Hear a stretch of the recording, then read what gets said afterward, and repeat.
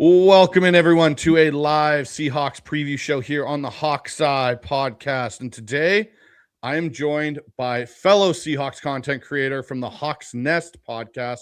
Brandon Kane is in the house today to join me to help break down the Seahawks-Panthers game coming up on Sunday. First off, apologies, guys. We had some tech issues on this end, getting this all organized for you guys, so apologies for that. But other than that, Brandon, how are you doing? I'm doing good. It's definitely an exciting time of year to be able to be in the playoff hunt, but not only in the playoff hunt, I got the team in as good a position to really make noise than we've been in over 10 years. So it's just, living through Christmas in the Wonderland, man, just enjoying it, soaking it up, reveling in this a little bit at the same time after some struggles through the years of not quite being able to really get over the top to this, way of things. So just riding high, man. Yeah, man, it's an exciting time, and it's exciting because of how quickly it did turn around from a massive organizational shapeup for the Hawks to now we're talking about a team that has the opportunity to be the number one seed going into the playoffs if they can finish off these last two games on the right note. So before we get into the show, before we get into your guys' comments and questions and such that me and Brandon will take throughout this, I ask you guys, if you haven't already, please like and subscribe to the channel. Helps me out, helps my algorithm out here on the Hawkseye. And as well, guys, make sure you follow Brandon over on the TheSeahawksNest. Like, subscribe, and click the notification over on his channel as well. Help us keep building this community, as we are both members of the Seahawks Syndicate as well, which a lot of you I know enjoy that show that we have. I think we'll have one next week, actually, Brandon, if I'm not mistaken. We'll have a new Syndicate show coming out. So if you guys have done all that, we'll get into the show right after this.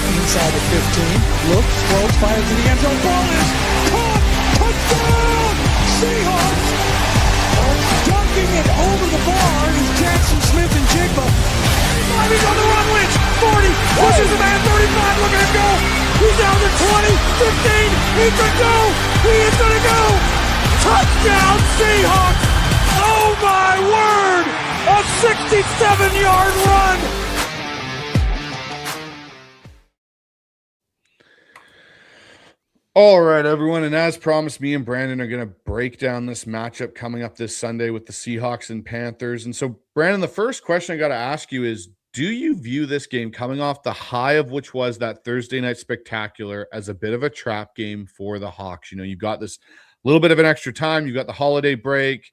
And you got a Panthers team that's basically fighting for their playoff lives. There's no guarantee for them. They've still got the match with the Buccaneers the following week after. How do you view this matchup coming up? Yeah, I think it's hard for me to quite get into the alignment of this as a possible trap game. I understand trap games to be where you're playing with to a middling to a below average team. This team is in first place, so that doesn't make a lot of sense.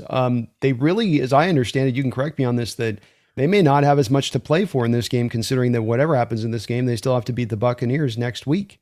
And if they lose this week and they beat the Buccaneers next week, I believe that they would still have the division at that point.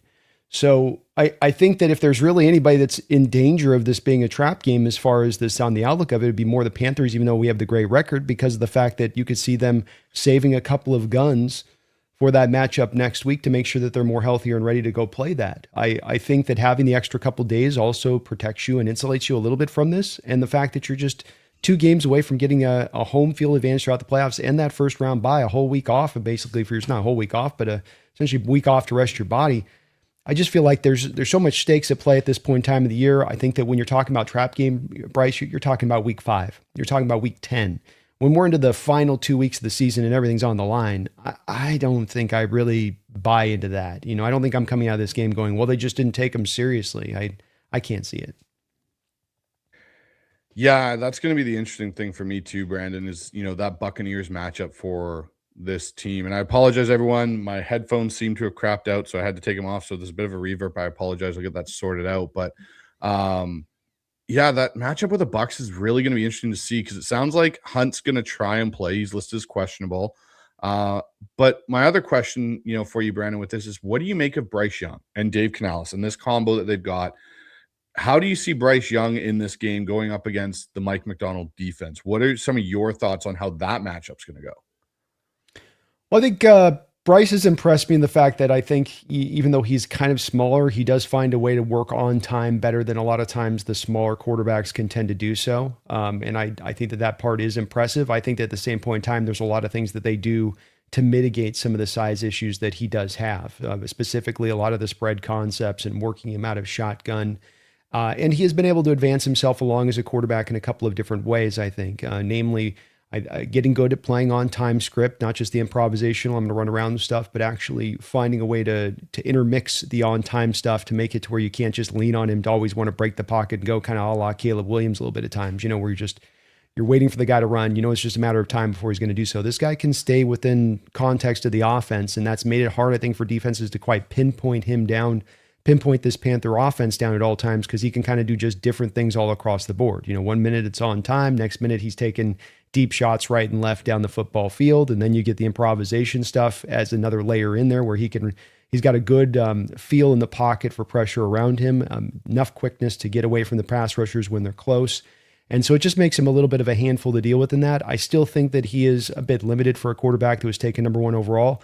I still don't think that he's got the biggest of arms. I think he's got to do a lot when he wants to throw the ball. There's a lot of, I've got to torque it up like those small guys do. You get a wind up, you get the crow hop, you get the feeling of the whole body pulling back from here like an elastic band to snap them forward. It takes all of their being to do it. One of the reasons I don't like the undersized quarterbacks, both, by the way, from a size standpoint and just girth standpoint, just a thin guy. It's hard for those guys to get as much of that kind of torque on the ball when they are undersized on top of that. Like a Russ could kind of do that at times because he had a little bit of that thick base and he could really let it rip. I just don't, with Bryce, it's just too much work sometimes, but I can't deny what he's done, man. And then on top of it, the fourth quarter comebacks and come from behind victories like he's done this year and shown that he's got a little bit of that ice water in his veins at times to be able to bring you back from behind. So he's impressed me, but he's still not sold me, if that makes sense.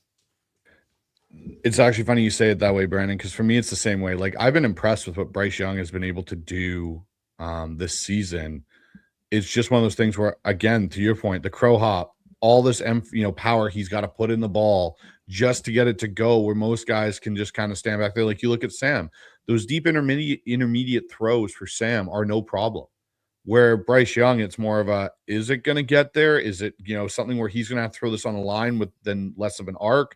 And the linebacker's going to step in front of it. Like, there's just questions that way. And he's done a good job keeping them in games and keeping them competitive. For where he was taken as a number 1 overall pick to where he is currently, I didn't see the value, and I still don't see the value. And that's just me as a person on him, but he's done a really good job this year. So let's kind of look at it in this line, Brandon. I want to take a look at style versus survival and how this game's going to be played. When you look at Seattle's balance, where do you think it's going to stress Carolina the most due to the fact that they've got a top defense, they've got a top offense, they've got a top special teams unit? Like, there's not really a part that, well, our offense is struggling a bit, but overall, where do you see the stress most for Carolina? Is it going up against the Seahawks defense, or is it playing the Seahawks offense? I think that the stress for the Panthers is going to be in probably playing the. I'm drawn on this one a little bit. I'm going to go to probably because the offense is doing pretty good for the Panthers and they've got Tedero and McMillan back in there. It's the biggest stress from them is going to be what we do, I think, offensively speaking, because I think that there's some places we can get after this defense in a couple of different ways, where it doesn't have to be just one size fits all attack pattern. Like with Rams, it's like, work the run game and then short passes. I think that you're going to be able to work all levels of the passing attack in this game against this Panthers defense. Certainly the corners are playing good on the outside, but I think that front seven is nothing to write home about. So I think that you have definitely some advantages and some abilities to attack, I think, with what they do. They're going to be okay defensively, at least stylistically, in that they do lean to that light box stuff. So they're not going to, I don't think that they're going to drive as heavy to the stack box blitz stuff that our offense has feasted on at times this year when teams have pulled that out. And we've seen in recent weeks that some of that's been dialed back a little bit. So I would expect them to lean into that part of it, but still, nonetheless, you got Derek Brown on there having a pretty good year. Scorden has been better, and he was taped last week, really flashed. But outside of that, you just don't have a lot there in that front seven to feel scared about. Yeah, that's the thing for me. Like, if I'm Seattle, I almost look at this as a get right game for this offense for consistency factors, for not having the lull periods that we've had as an offense over the last, I'd say month and a bit now. Like, really going back to that Rams game in SoFi, this team outside of that Titans game has kind of struggled to sustain any first half offensive consistency. And I think this gives you an opportunity. The ability to run the ball is going to be the biggest factor for me here, Brandon. And can Seattle get this running game going consistently? We saw what happens when you get Ken Walker more involved in the offense in the Rams game. And then I know you and me have talked about it, but I'm going to ask you this right now. Do you see this team leaning one way or another with a running back going forward? Or do you think it's still going to be this committee approach they've been going with that just has led to no real success overall for this unit throughout the season? I'd like to think that they're going to start to understand what's up. I think that there's a philosophy in place throughout this year was we want to keep Walker. If we want to make a playoff run, we want Walker healthy at the end when the playoff run begins. I think that was a guiding light in light of how many years with Walker you had him injured, how many different times this offseason he had been banged up and injured. So you're thinking, look, maybe it'd be his last year. We want him to be productive, but when do we need him most productive? Start of the year at the first 6 games, or down the back half of the schedule, or with stuff really on the line? And I think that they've done such a good job of managing those touches, not overloading him in this way. But now we find ourselves down to proverbially 5 football games.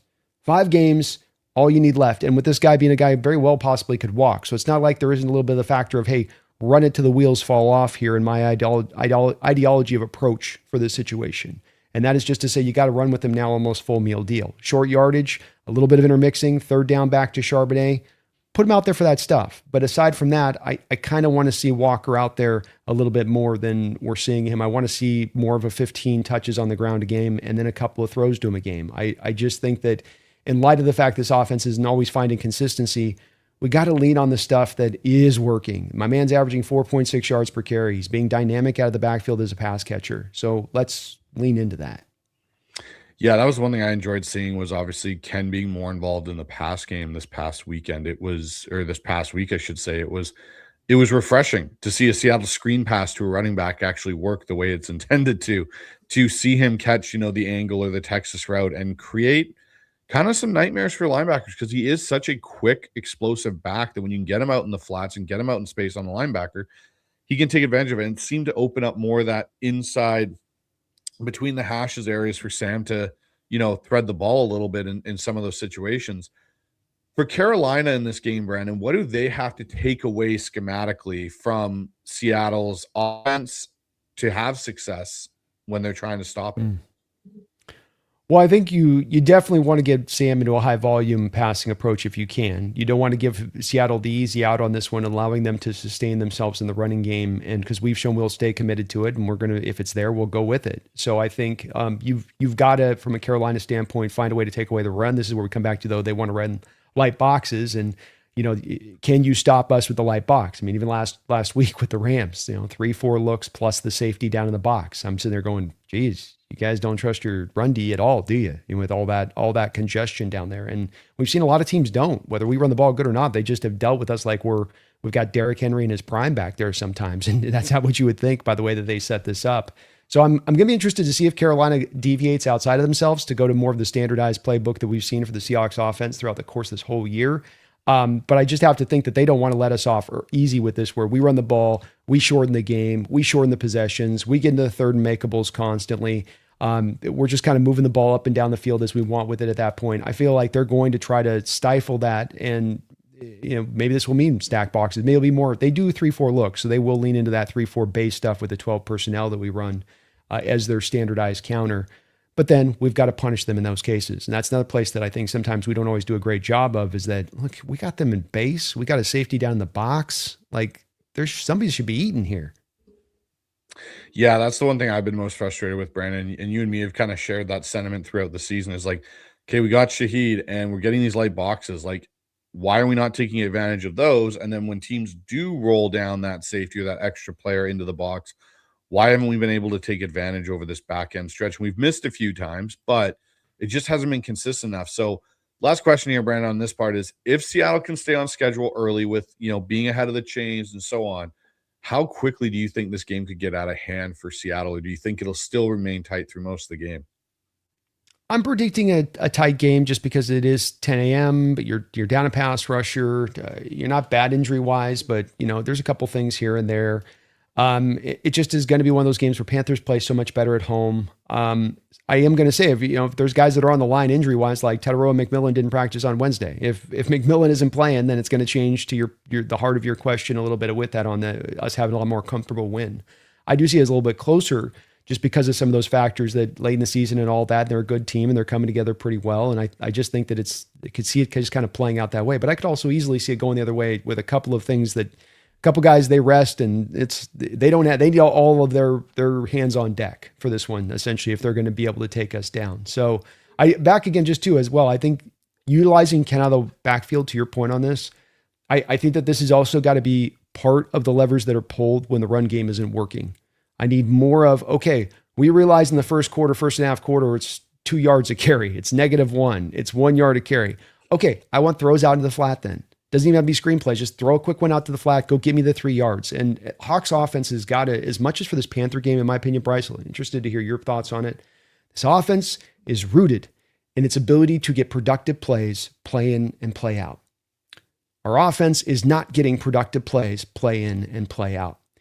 They've got to conceptually embrace more of the productive plays by any means that those come about. And to me, 3 yards is about what I'm going to call a productive play at this point. Would love 4, but I'll take 3, Bryce. I ain't being greedy.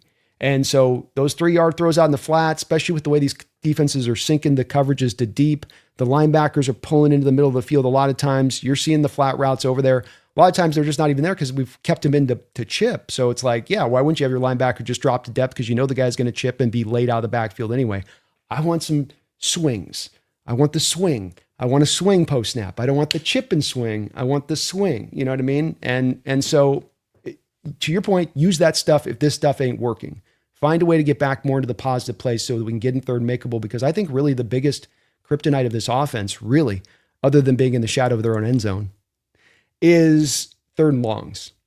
That's been the one to me that just, you've got to get out of that. You got to stay out of it. You're not good in that. That's not your bread and butter. You can't count on a 3rd and 16 Kenneth Walker run up the middle. That ain't happening probably again. So maybe we try to work a little bit more from this angle of things, It's really funny that you bring that up, Brandon, because that's actually the next topic, consistency versus explosiveness. And it really ties into your point with this offense and being productive and on a play in, play out basis. And something that I think, to your point, this offense doesn't have. It doesn't have a consistency on getting constant production. You're getting yourself stuck in third and longs. And the thing is, I feel like sometimes Kubiak as a play caller gets a little too reliant on, well, I can get the explosive play. We can get JSN open deep in the middle of the field, rather than, to your point, like, hey, if it's not working, how do we adapt to still get production? And if you go back and you trace this offense all the way back to Bill Walsh, what he used to do when he had Roger Craig and some of the running backs he did in the 80s with that 49ers team was like, okay, we're not being able to run the ball successfully. How do we get the running game still going? Okay, we use the swing, we use the flat pass, we use the running back option route to still manufacture run plays in a air bracket, quote unquote, through our quick passing game. And it then started to open things up, because then as teams got more concerned, then you came back inside and ran the ball. And you kind of go back and forth with that mix. And it seems like for us, is the minute it's not there and it's not working, we almost try to abandon it and come back to it at a later point. But when we try and come back to it, it's still, we don't come back to it to a productive manner. It's more like we got to come back to it to open something out. It's very much like our boot action game in the past. Like every time we seem to run boot action with Sam, we seem to have success with it. But we like to do these play actions and sit in the pocket, which I'm fine with. But we need a bit more of a mixture there to get productive plays out of it, because there's more time than not when we go straight to drop back out of play action, Sam's under pressure because we're not moving that pocket. And that O-line's not built to hold up the way that it should in certain aspects of that. So I'm all with you there in trying to manufacture more productive offense consistently rather than relying on the explosive plays. Because as we saw on this past Thursday night, when you get behind the chains against a good team, and if it's going to happen in the playoffs, it's really hard to come back in those games. A lot of things have to break your way for that to happen. They really do, and that's where we're setting. We're setting hopefully a baseline that we can start to build upon in the playoffs that hasn't been in here throughout this year. And I was mentioning on my prior show that maybe the feast and famine nature of this whole team as a whole, and it is a little bit on the defense too. I'll say it's just the defense doesn't have it as much happen as the offense does. The offense just more of guilty of this. I think you look at the Niner game, the Tampa Bay game, last week's game against the Rams, and you can see with the defense of that when it does kind of go off the rails, it really goes off the rails.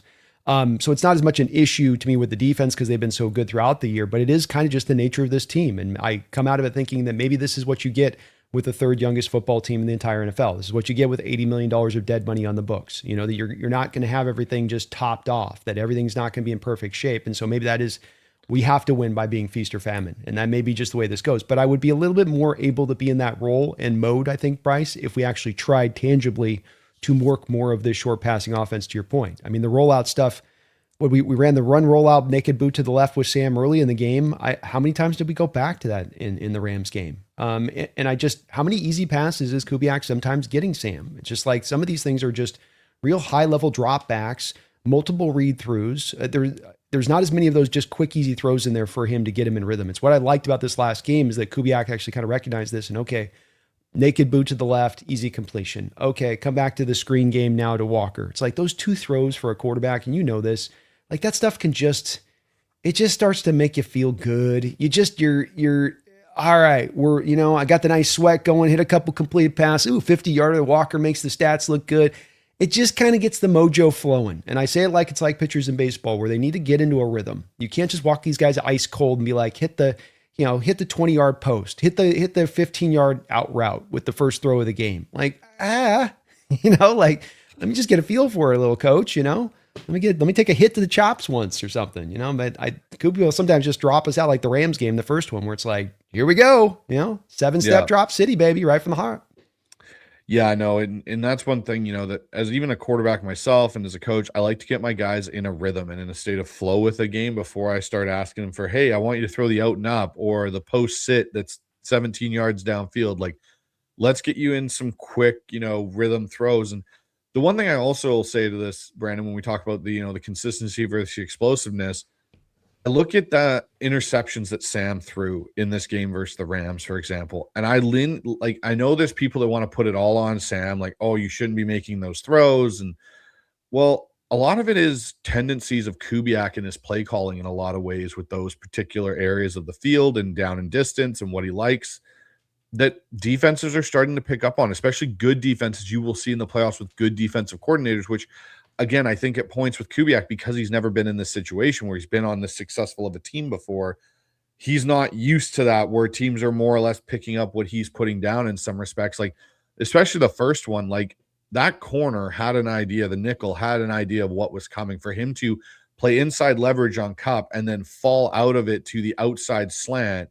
You don't do that unless you know tendency down and distance and are coached up to, because normally you play the inside as you were and basically baited Sam into that throw.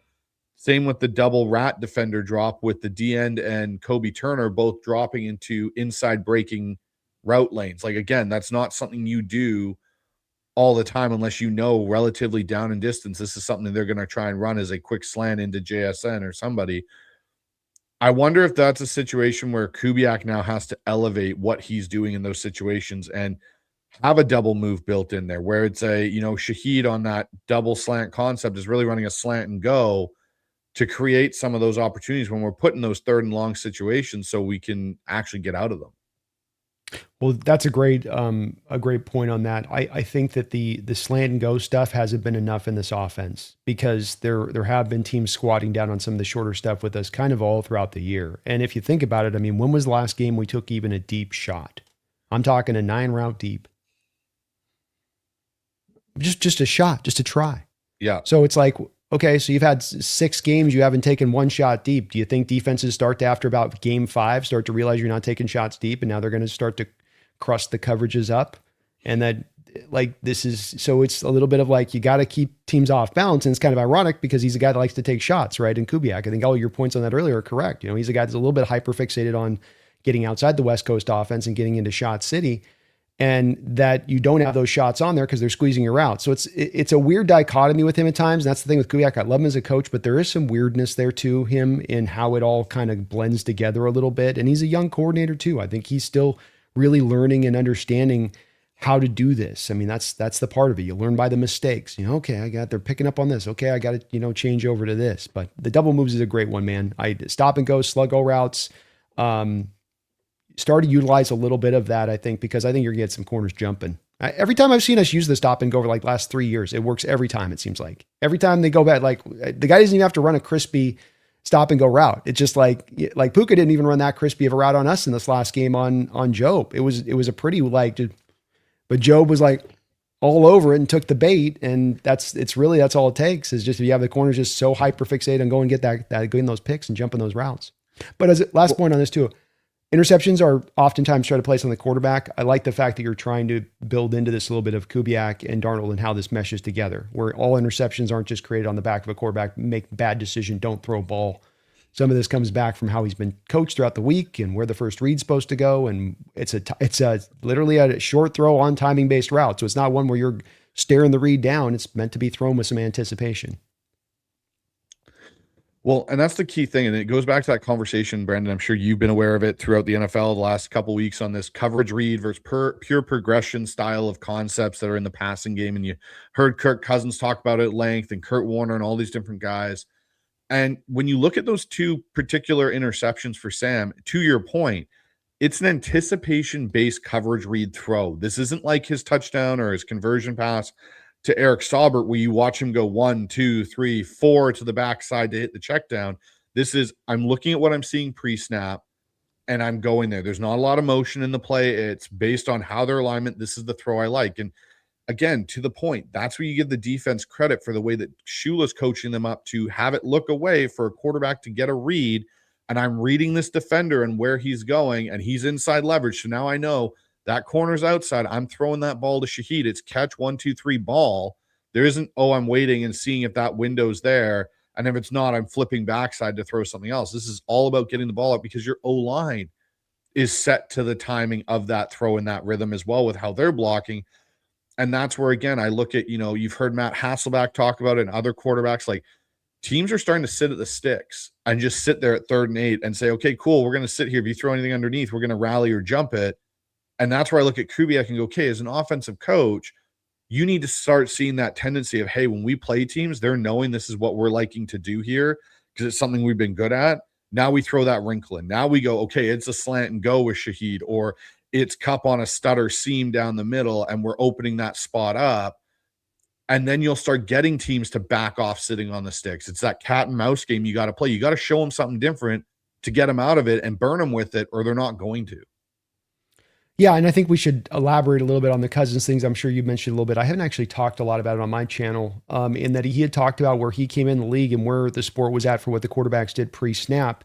And without getting into too much of the depth on this, let's layman terms it out. And essentially what you were able to do before as a quarterback, if it's 2013, is I walk up to the line of scrimmage and I can, by the time the play is snapped, I've got things not only to where I'm likely to go on the first read, I've half fielded it down. I've taken the field and I've chopped it in half and I'm going to be over here.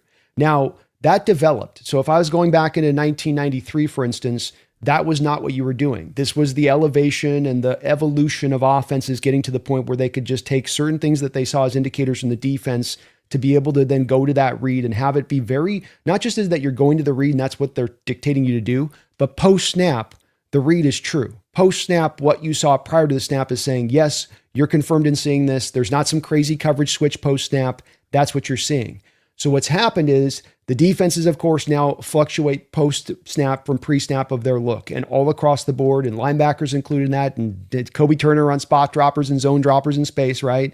And so now what's happening is that you've got to go back to the rudimentary style of quarterbacking into the early 90s of it being just progression based, and that the pre-snap read doesn't tell you as much. It is almost forced to be done post-snap. And I'm going all the way around the hood on this one, I know, Bryce, but because of that fact, interceptions is kind of where we started from on this. I'd like to know on your thoughts if you agree with this, and that in this era with this going this way and progression-based reading, like I want a half-field read it if I'm a quarterback. I don't want a progression-based read it. That's hard. That's hard if I don't, especially with pass protection sometimes being so dodgy and quick wins on the. So it's going to create an uptick in interceptions kind of all across the board in general terms in this way, in my opinion. I don't know, have the statistics on this season of interceptions in the sport. It does feel like there's a few more going this year than we've seen before. And I think that this is just because of the evolution of where it's gone offensively, because you just pre-snap don't get very much. Is that kind of accurate to your understanding of this as well? Yeah, it very much is. And it's where, like, for me, when I build an offense, I only truly put in my offense. And I'm dealing with guys at the junior college age bracket, and I'm only putting in maybe 4 or 5 true pure progression style plays. And then I'm trying to get them to that half field read as much as I can. But to your point, this is where defense has changed, and they went with what they go as mod coverage or Meg coverage, where it's, okay, Meg is man everywhere he goes, but it looks like zone. So you line up in a zone look. Say you look the way, most corners were, and most quarterbacks taught this. Hey, if a corner's got open hips to you, eyes to you in the backfield, he's in zone because he doesn't care about the receiver right across the line because he's not looking at him. Well, now they can look like they're in that and run Meg coverage and chase him across the field, and it throws you off. Or they run mod, which is man on deep. So you're sitting in cover 2, but then if your guy runs on a vertical route, you're now running with him in man coverage.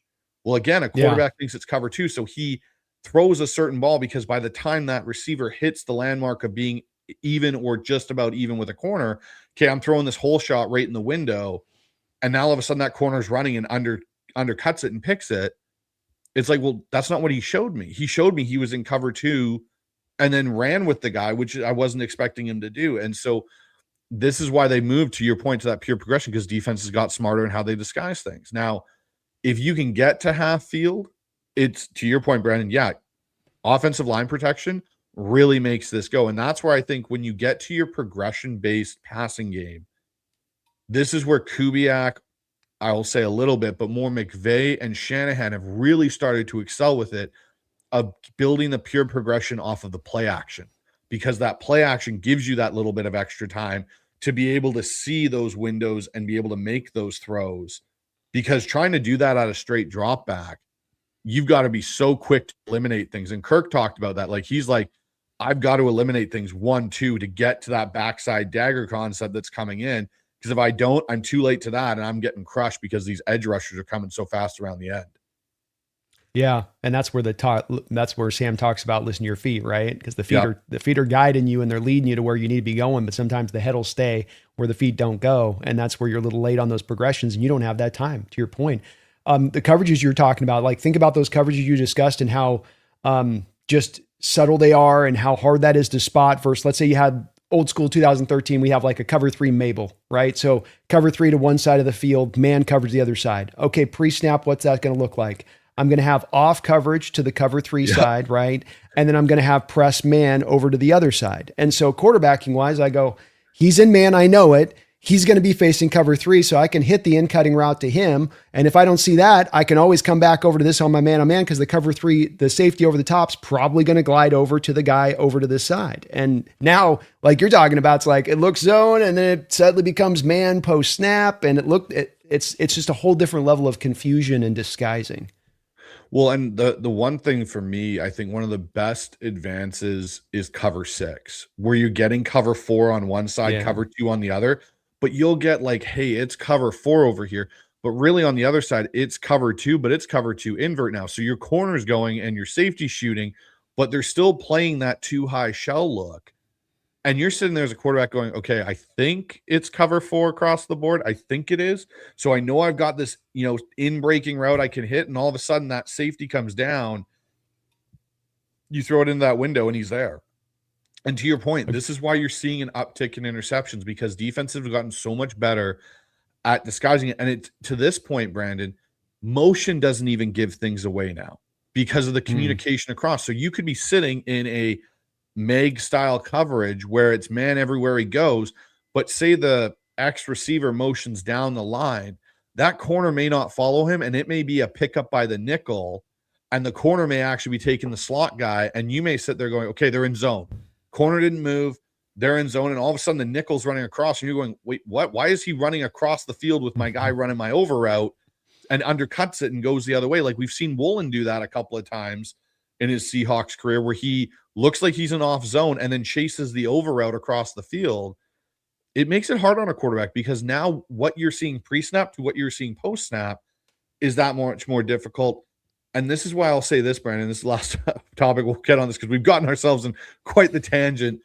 I think this is why you're seeing a lot more of the successful offenses by McVay and by Shanahan starting to incorporate more drop back from under center and less shotgun pure passing. And the reason I'll say that is catching a shotgun snap, you drop your eyes as a quarterback for a half second to a second to get the ball and make sure it's in your hands. That's a second to a half second you aren't looking at the defense. And that is a huge thing with the way defenses play now, that you lose that picture. You're now trying to speed up and process where everyone's moved to.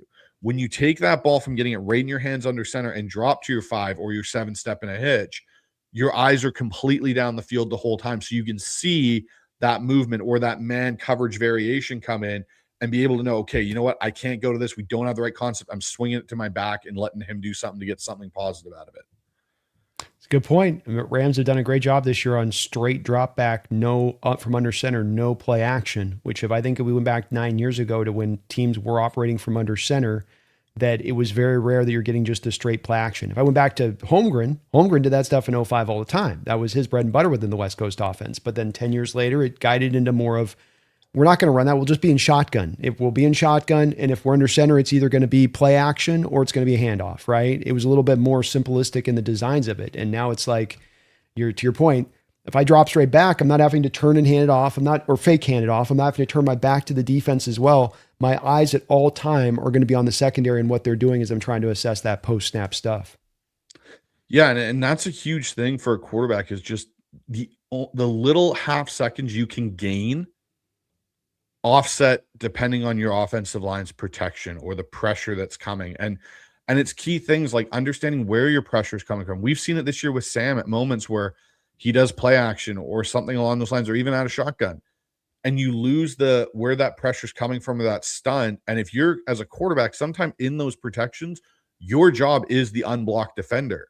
Well, if you lose him for that half second, you don't know where to go with the ball, because what quarterbacks are taught, and it's still to this day, throw into the blitz, because it takes a bit of time for the defender that's going to replace the blitzing defender to get there. But if you're late, that's where you get those interceptions and those problem areas creep up. And so it's going to be an interesting ongoing conversation for years to come with the more defenses advance. What do offenses do? And I think, Brandon, this is why we're seeing that cycle kind of go back to the run game now and get teams out of some of those 4-2-5s looks and get them back into base, because it makes it easier on quarterbacks to read with 3 true linebackers on the field rather than the hybrid like our Nick Eamon-Wari. This is where Mike's going to have an advantage, I think, for years to come with him, is he's such a chess piece, because he can play will linebacker at his size, but he can also cover guys out in the flats and down the field as well. It is a huge advantage. I mean, look no further than that Rams game last week with how we're playing it with our freaking light. I mean, it was wild watching the 22. I don't know if you had the same experience, but you're watching our 22 and it's like our 4 defensive linemen stretched wide longer than the state of California on that offensive line. And then the Rams coming in there with the 3-4 and your 2 linebackers. And here's the safety right next to the linebackers. Essentially is an extra de facto linebacker at this point. And it's a meaty box, man. It's a very meaty box. So let's talk about this QB matchup a little bit here, Brandon. Let's talk about the Darnold versus Young. And so, from your perspective, what has Darnold done the best this year that he didn't do in Minnesota? What has he gotten better at that he maybe struggled with in Minnesota? It's hard to say. I think that it's really more of just, there's improvements to me in minor points across the board with him rather than one massive place. I think that the footwork's even a little tighter.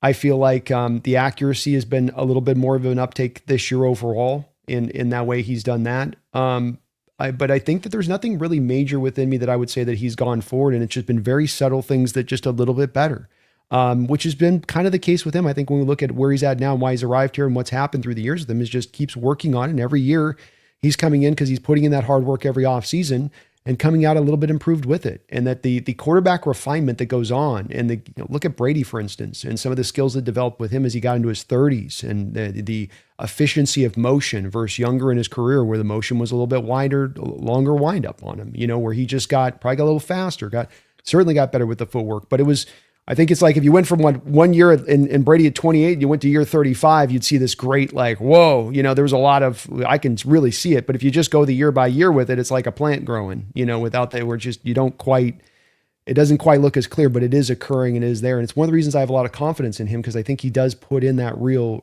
hard work. Whereas I think a lot of quarterbacks out there at times get in the offseason and it's kind of, they're on that diva mode a little bit, like the hay's in the barn. I've done the work. I'll do my stuff. But are you really going to grind? You're really going to still try to be in the pursuit of greatness. And I get that feeling a little bit with Darnold.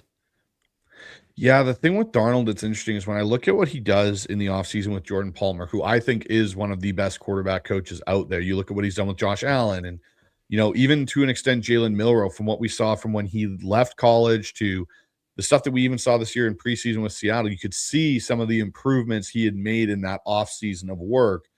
The one thing with Sam is, I believe he was almost 7'10" at one point, Jordan was, and he talked about what him and Sam worked in the offseason, how it's not necessarily just about throwing the ball and those things. It's what are you dealing with in game that you're struggling with? And they go through his film from the entire season and go, hey, one thing you struggled with last year, Sam, was getting out and throwing on the run. Like you struggled getting that whole situation, booting out and whatnot to throw accurately on the run. What have we seen from Sam this year? Most of the time when he is now throwing on the run to his left, which is where the struggle point Jordan mentioned was, we've seen a pretty accurate quarterback throwing that ball to his left side on the run. So I agree with you to that situation with Sam. I think it's whatever he struggled with this year, I think you'll see growth in it next year. And I go to the same point of view. He works hard at it. He's not a guy that you're going to see doing a whole bunch of extracurricular stuff or putting the hay in the barn being like, yeah, I had another good season. I may be the only quarterback if he wins one of these next two games in the NFL that's gone 13 and wins on two different teams in back-to-back seasons. It's a situation where you're dealing with a guy that I think knows how much he can still grow and get better as a quarterback. I think the best thing Sam's done this year, in my opinion, is throw with more anticipation than he did in Minnesota last year. And what I'll say in particular is on in-breaking routes. Last year, he was really good on the outbreakers to Jefferson and throwing some of those go balls and stuff. But I wanted to see him throw those second window anticipation throws with the right layer to the ball. And that's something I've seen Sam get better at this year, where last year I think he struggled with it a bit. And it's something that, I've been impressed with. So if pressure shows up in this game from Carolina, Brandon, how do you think Darnold and Seattle will handle that pressure if he starts to have issues with it in this game? Are you going to move him more in the pocket? What do you think the counterpunch will be for Seattle in that sense? Well, we don't always stay really consistent in moving the pocket when the pressure does tend to come. And I'm going to be very surprised if this week's the week the pressure does come, because of course this is not a defense with its 32nd in pressure rate. They're not getting pressure. Like Gordon's going to get a little bit here and there, but if we're allowing pressure to this team consistently over the course of the game, we got some bigger problems, I would say, within it. Yeah, moving the pocket would be great. I think throwing the tosses out in the flat and finding the easy completions out there is also kind of goes hand in hand with this a little bit. Finding ways to make the game a little bit simpler on Darnold in those moments when that does occur. And I think that though pressure's had its moments here and there throughout games for the most part, it's really not been, when he's had his struggles or problems, it's really not been by and large, I think mainly the pass rush getting home too often. There's too much pressure in his face. I think that's been a place we've done a pretty good job. I do backtrack it more to you get into the third and longs. You get in a situation where you're not running the ball consistently, so you become very one-dimensional. Kubiak gets a little weird with the play calling in addition to it. They're doing stuff that's kind of counterintuitive and doesn't always make a lot of sense for what's going on in the moment. And it all kind of wraps together, along with sometimes Darnold's decision-making on that can have a little bit of fluctuation on top of all of it. And it just sort of all the intermix is when it goes kind of wrongly. But yeah, those would be ways I would definitely dial up. I'd like to see those just naturally anyway, because I think that they should be just staples of the offense. I think we should run 7-8 rollouts a game. I do. I think that it should just be a commonality, and I think it'll help out the run game, and I think it'll help out get Sam free, easy completions, and I think it'll help this offense get into third and more makeables. Like that first throw of the game. It's like it's nothing complicated there. Play action, hold the safety. Safety holds one beat. Tight end runs right by him, wide open. And it's going to work like that a lot of the time in that case. And if the safety goes quick and he goes to the flat fast, now Sam, go use your legs. That's the place that I need to see Sam down the home stretch really start to utilize use your legs in those moments. But the guy's open, throw it to him too. One thing I'd like to see more incorporated, and I know it's not a big staple in this offense, but I would like to see a little bit of that RPO action with Sam's legs to be frank. I know we talked about it with Milrow. Hey, this is how you can use Milrow in it. Sam's got legs, like 5 or 7 yards around the edge. If you can get it occasionally, might scare enough teams where they're not collapsing so hard on your shotgun run plays. Because that's one thing I noticed. I don't know if you've seen it in the 22, Brandon, but there is such a lack of respect for anything coming out around on our zone plays out of gun that if Sam keeps it occasionally, you might all of a sudden get a few more easier target marks for your O-line and blocking on that. I agree. I think that this is where Sam's been very hesitant, as we've seen so many quarterbacks at times get, even when they have good athleticism. Gino was this way too, where they just will sometimes they'll be fighting it like a petulant child to use their legs. And you can't be that way in this modern era, especially with defenses as good as they've gotten and as hard as they are as to deal with all of the pre-snap, post-snap reading we're talking about. And that you've got to find the ways where you can get those plus plays and those good plays. And if you've got the method to do it, you do. You're not a statue, to your point with Sam. You have mobility, you have athleticism, you can move around. Go get those yards. You had a game a couple weeks ago, 3 carries, 23 yards. Like just that alone, the impact of that alone and what that can bring to the offense versus you trying to make wayward throws in those moments instead that are going to be incompletions or worse yet, interceptions, because that's where a lot of that stuff comes into play too with this. I'd like to see him lean into it. I get this is a little bit like the Walker conversation. Your quarterback doesn't want to run a lot. Week 8, week 9. I do that too much. I'm going to take too many of those hits. We all see those guys going for the slide. We all see those defenders come in with the elbows, come in with the knees. Lamar Jackson just got his knee to the back, but that was on Lamar. He fell forward, so that's the problem with Lamar. But so a quarterback, you're going, look, I don't want 75 blows over the course of the year on these slide play throws, right? But okay, like Walker, you're 5 games down the stretch here. You're 5 games to a Super Bowl championship. Can you run for 5 games? Can you use your legs for 5? Can it make a little bit? Can you activate it now? And you'd catch all these defenses off guard if you did so. Nobody's going to be expecting it. Nobody's going to be putting a spy on you, Sam. It's right there for you. You just got to utilize it. Yeah, exactly. So, Brandon, let's flip over to the other side here and let's talk a little bit about this, dilemma for the Panthers offense. They're going up against one of the best defenses in the NFL. So, for Carolina, how do they try and have success this Sunday offensively versus this Seattle defense? We know we're down one edge rusher and Derek Hall, but what would you do if you're sitting there and you're Dave Canales, Brandon? How are you attacking Seattle's defense and in some respects protecting Bryce Young from what this defense can do? How are you going about that? What's your game plan look like? Well, they are already a team that likes to run inside quite a bit. Rico Dowdle is a very strong runner on the inside. Chubb is more outside. But they do use him inside too a little bit. So they've got a couple of running backs that are interesting. They built up a line that can block. We want to run the light boxes. I think it's very straightforward right out the gate from Carolina's perspective on this, that you are going to try to run and you're going to try to work it. I will say I think Canales has a little bit of that thing that goes on like McVay does at times where wants to get a little bit pass happy and doesn't always every game in and game out stay as connected to the running game as he probably should. But with that said, I still think from them, they're going to look at it with our light boxes and say, this is where we can go at them. They've got the 12 personnel they can run out there with you with a couple of tight ends. They've got a way of going big. Mitchell Evans and the other guy that got out there who I'm spacing right now, who's pretty decent. They're functional enough to get the job done over there for them. So I think that's first and foremost where you're operating from, where you're running the ball. You're probably going to try to then work a lot of the on-time short stuff with Bryce that he can do, especially to Teterow and McMillan. Because McMillan's not a guy that needs a lot of separation. He can create separation, but doesn't need a lot of separation. And I still feel good about my outlook at him because he was a guy, I don't know if you remember Bryce, a lot of people were like, he's not going to be that. He's the final year. And I said, Mike Evans. You think Teterow, think Mike Evans. Exact same player. And he's having literally the exact season Mike Evans had as a rookie, almost note for note. So I think he's going to be that guy for years to come. He's a problem. Even when you have him guarded, he's not guarded. And I think it'll be an issue in this game if he plays. But good news being you don't have to really worry about the rest of the receivers. The only problem is, though, much like we don't put spies on mobile quarterbacks, we don't double team, as we saw last week with Puka. We also don't double team number 1 wide receivers. It's just not in Mike's DNA. Yeah. And so if you were to, if you're sitting there and you're looking at, McMillan there, Brandon, are you putting Reek on him to follow him during the game, or are you splitting that up between Witherspoon and Reek throughout to deal with McMillan? I probably try to let's see how the game goes with both of them just in their natural positions, where you keep them to one side or the other as far as how they are rather than making them travel and have to sort of change the defense around. Because I don't, Woolen hasn't shown quite enough this year to fully feel like, well, I put him on a bigger guy and he'll totally just, be able to cuff him up. Maybe, maybe with Woolen. He has gotten better down the home stretch, but he does have the knee injury too. So probably you just look to keep him to his side of the field and Witherspoon to his side and just go from there. And then adjust as the game goes along. If you find Woolen's in his bag and he's got him well, then maybe you lean into that adjustment then. So I got a follow-up with this secondary group for Seattle, Brandon. How much has Josh Jobs' play over the last few weeks started to concern you a little bit?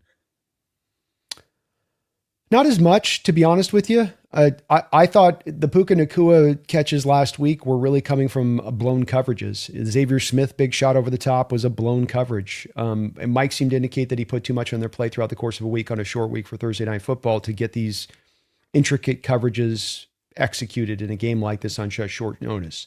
So my read on I'd love to hear your thoughts, but my read on it is that I'm watching the 22 and I'm just seeing awful zone drops. And when the defense goes bad, it goes bad by, in my opinion, getting too heavily built upon zone and not intermixing any kind of man, being heavily predictable then for the opposition to know you're going to get zone almost 24/7.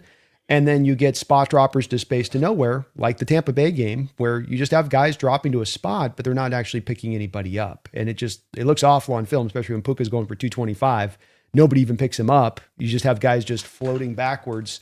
And I think that's more of what's at case. Yeah, you got the one moment there where he's lined up in press coverage and he gets the catch on the slant route and it looks really like, but I don't think that, he's getting like destroyed. He's going to give as good as he gets. He is what he is out there. Woolen's had the back and forth this year too as well, so it's no guarantee, he's even better. I trust in the coaching staff, whoever they put out there right now, quite frankly. I would have, from a game plan standpoint last week, and this is something that drove me, I would have gone more man. I would have gone more man with Witherspoon on Puka, especially. Just man to his side if you want. I mean, that would have been what I would establish this whole game. That would have been easy on a short week. Just be like, all right, you're taking Puka this week. We got no other threats all across the board offensively. It was a little bit odd watching how they ran that, in my opinion, but yeah, that was the thing for me. Like, there was the one rep, I think Job got beat on the double move by Puka where Stafford overthrew him by 3 yards. It would have been an easy touchdown.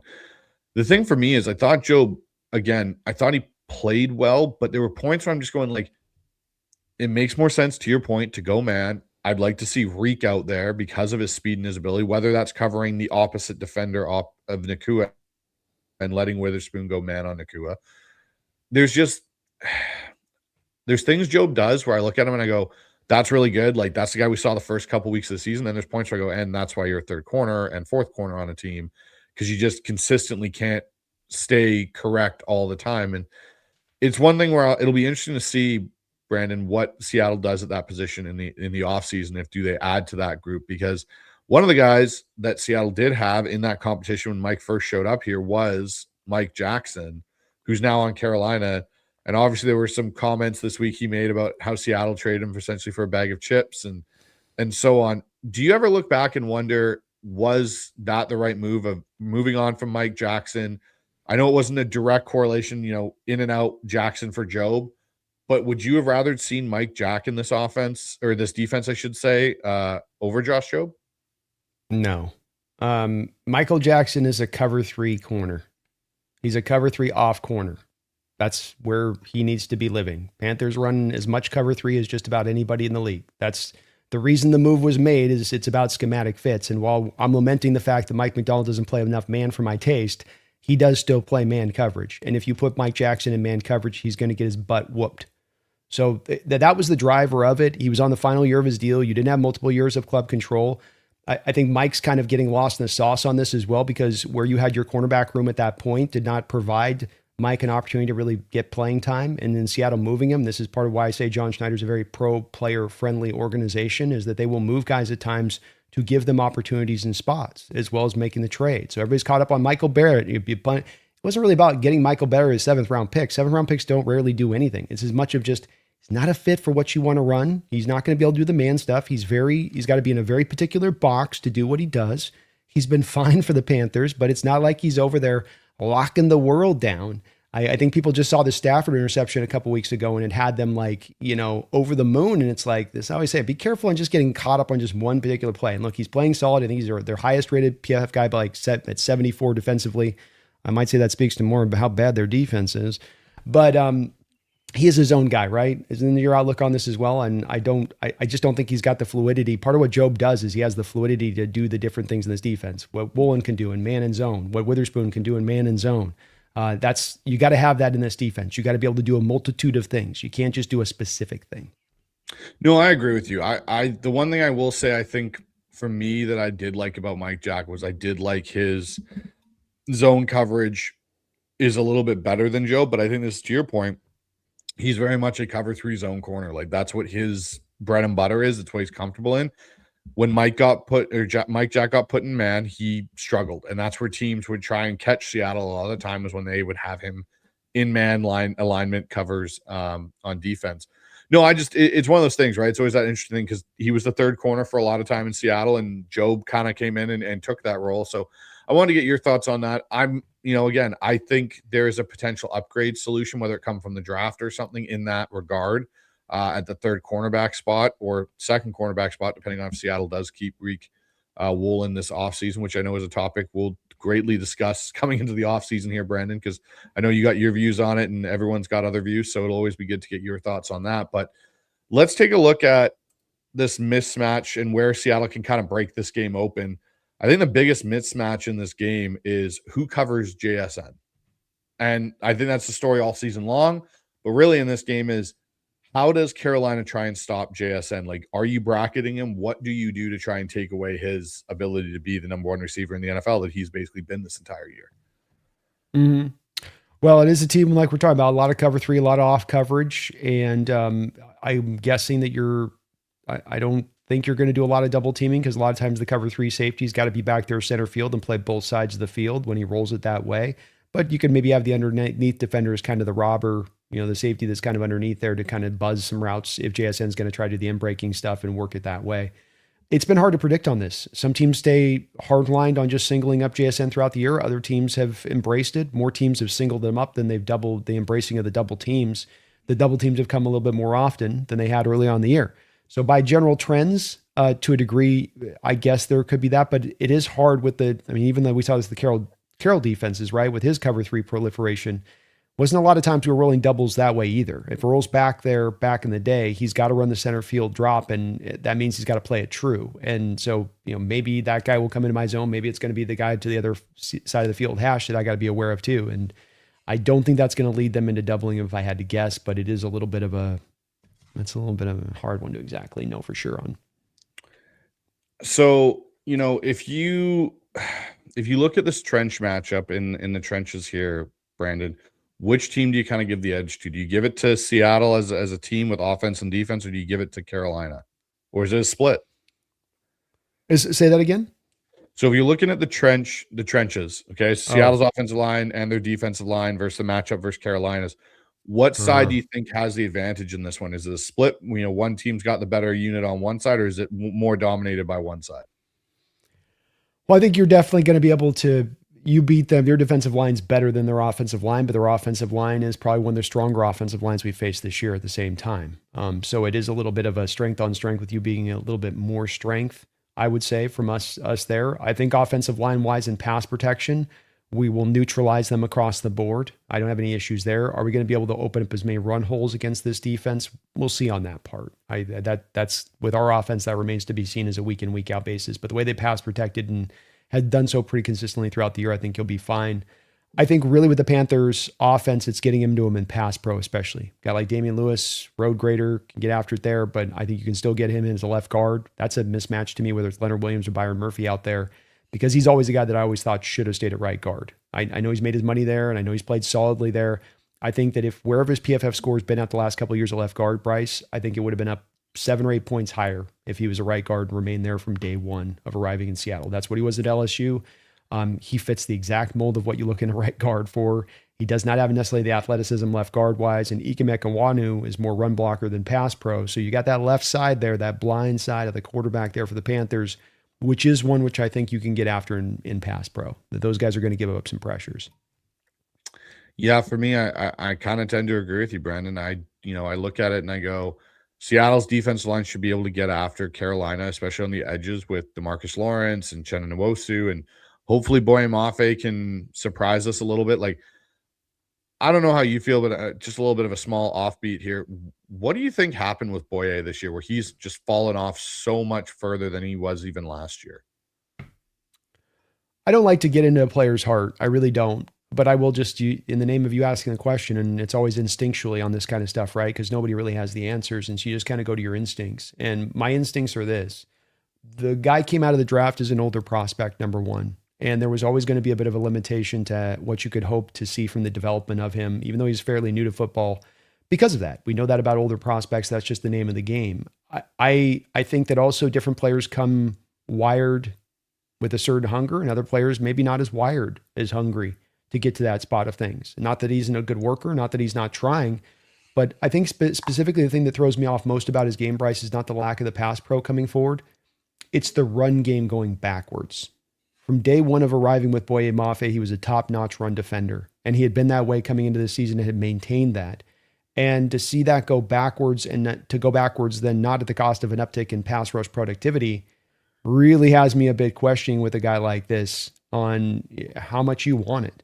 How much do you love the game? How much are you really interested in being better as a player? I don't like to bring this stuff up when I don't have solid proof, but I don't have another explanation for it when you not only haven't gone forward in your game, but your game's gone backwards and you can't chalk it up to a Achilles or torn ACL. A guy had said, right, seven straight games of the sack just 2 years ago. Seahawks record. And, now he can't even sniff a sack, much less play well in the run game. And it's kind of wild to watch a little bit. Yeah, it's unfortunate because, again, to your point, like we were talking about a guy 2 years ago, we were looking at like, hey, is he going to take that step to be a high end starting edge rusher? And it's just kind of gone the other way. And to your last point, the run game defense has fallen, which when we talked this offseason, and you and me were having our discussions about Derek Hall and Boye Mafe, who's the better, option there, and so on. For the long term, you brought up the point of Mafe is the better run defender. Like that's his thing. He is the better run defender, and you can potentially look to maybe extend him because of that fact. Maybe the pass rush skill set comes, and it's gone this year, and it's been really frustrating to see it go that way for Mafe. And it's something where I wonder this, to a point, who do you think they start this Sunday, or not start, but who do you think they activate? Is it going to be a Connor O'Toole or a Jared Ivey to replace Derek Hall? I think it'd be Jared Ivey because for the reasons we're talking about, where you go, I've got Uchenna and Lawrence. I got to restrict a little of their snap count, and I need a early down run defender. I'd like to have those guys rushing the passer more than defending the run in this game if I got to restrict down their snap count because I'm dealing with a lighter rotation. And I know that in Jared Ivey, I've got a guy that I very well at this point, from a McDonald's standpoint, have more faith in him as a run defender off the edge on early downs than I would with Mafe. He's certainly a bigger dude over there and heavier hands and ability to root down in a way that Mafe has struggled with at times this year, here and there. So I would probably lean to that being the way. I know the team likes Mike Morris, with the thing on this too. So maybe he factors in. Mike hasn't done a lot this year, but it's another big body who theoretically should be the big power edge on early downs to be able to hold up there against a tackle, because that's bigger than what they normally deal with. But again, hasn't quite been that. So probably have to cobble it together, Bryce. Yeah, it's going to be like it'll be interesting because to your point, I agree. I think Lawrence and Chenna need to be more your pass rush guys in this game, and I would bring Ivy up because he can play a bit of Lawrence's spot. There's that big run defender, and the other guy that I want to see be a little bit more impactful. Hopefully, plays a couple more snaps if they're going to activate him. Is Riley Mills? He's another guy. Like you saw a little bit of his impact in that Rams game, but again, I think he only played 6 snaps, and it was like we're sitting Brandon Peely, who's been a better run defender throughout the majority of the year, to give Mills his run and his due and get him up and going. So that's another one that I'm going to be interested in. But Brandon, we've been kind of going back and forth on this game for a little bit. Let's get into talking with the 12s. We got a bunch of people in the chat. We got 850 people watching. Appreciate that. So let's jump into the chat here. First one we got coming up. We got Big Mike. He goes, ask this question 1 or 2 pods back, Bryce. And since you're a coach, I want to ask it again. Been reported that Sam got fooled on one of the INTs versus the Rams. How do you coach him to recognize and avoid? Brandon, I'll let you go with this first, and then I'll kind of pivot. I'll go off you. How would you coach Sam out of that? I think that there's going to be a basic price of doing business because we've gone through a lot of this, Big Mike, and talking about structured wise what's going on defensively in the NFL and what's that doing to the quarterbacks. And my belief is that I know Sam has been a bit on the extreme side of this because of the amount of interceptions thrown from him. And so it's a very valid question and saying, well, yeah, but with him, there's more of it with him. It's not just he's at the regression of the mean across the board with where it's at with all quarterbacks on average. It's a couple interceptions higher. I'd say that if we look at the starting quarterbacks in the league who started 6, 17, 18 games this year, I think he's probably maybe just a couple interceptions over the top of those guys on that average. So when we talk about him being over, it's not that he's at 20 interceptions and the average is down at like 7 here. So we definitely put it in the perspective of overall, it's not this epidemic of an issue from Sam, first and foremost. The second part of this is you're running the West Coast offense, an offense that's going to be rhythm-based and is going to have at times, and he talked about earlier on this drop, and I think you articulated it well, on the fact that this is one where it's not a progression read. It's one where I'm hitting my back foot and I'm throwing it. And we come back to, well, if you're doing that, then you need the pre-snap information to fully inform you on what you're doing post-snap then to get to that read. Well, like we talked about earlier here, a lot of your pre-snap reads are getting thrown into the trash can immediately post-snap. So I think that there's a little bit of this that comes back to being, this is the price of doing business in this day and age when you're going to be trying to throw the ball, because this is just what everybody's going to kind of have to deal with. This is why running the ball is so very important. And having balance in the offense is so very important, because now it's not all in the quarterback's arm to go and get it done, drive in and drive out. And I would offer that that's been, by and large, when you look at this offense, a big part of this. And it all drives back to those issues of third and longs. And it's just, you can't count on the run game basically here. And that what that does to your passing offense, it's going to create more interceptions because you're going to have more higher volume of attempts. It's going to create more interceptions because you're going to get more of the defense dropping structurally into zone concepts more and more, and squeezing down those passing windows, especially the short passing windows. It also comes back to this other aspect we talked about here, Big Mike, being Kubiak and the play calls you call. And if you have a defender that's jumping a route, you have the anticipation of a zone drop at the goal line. You got Kobe dropping the goal line, hand off there, scores a touchdown.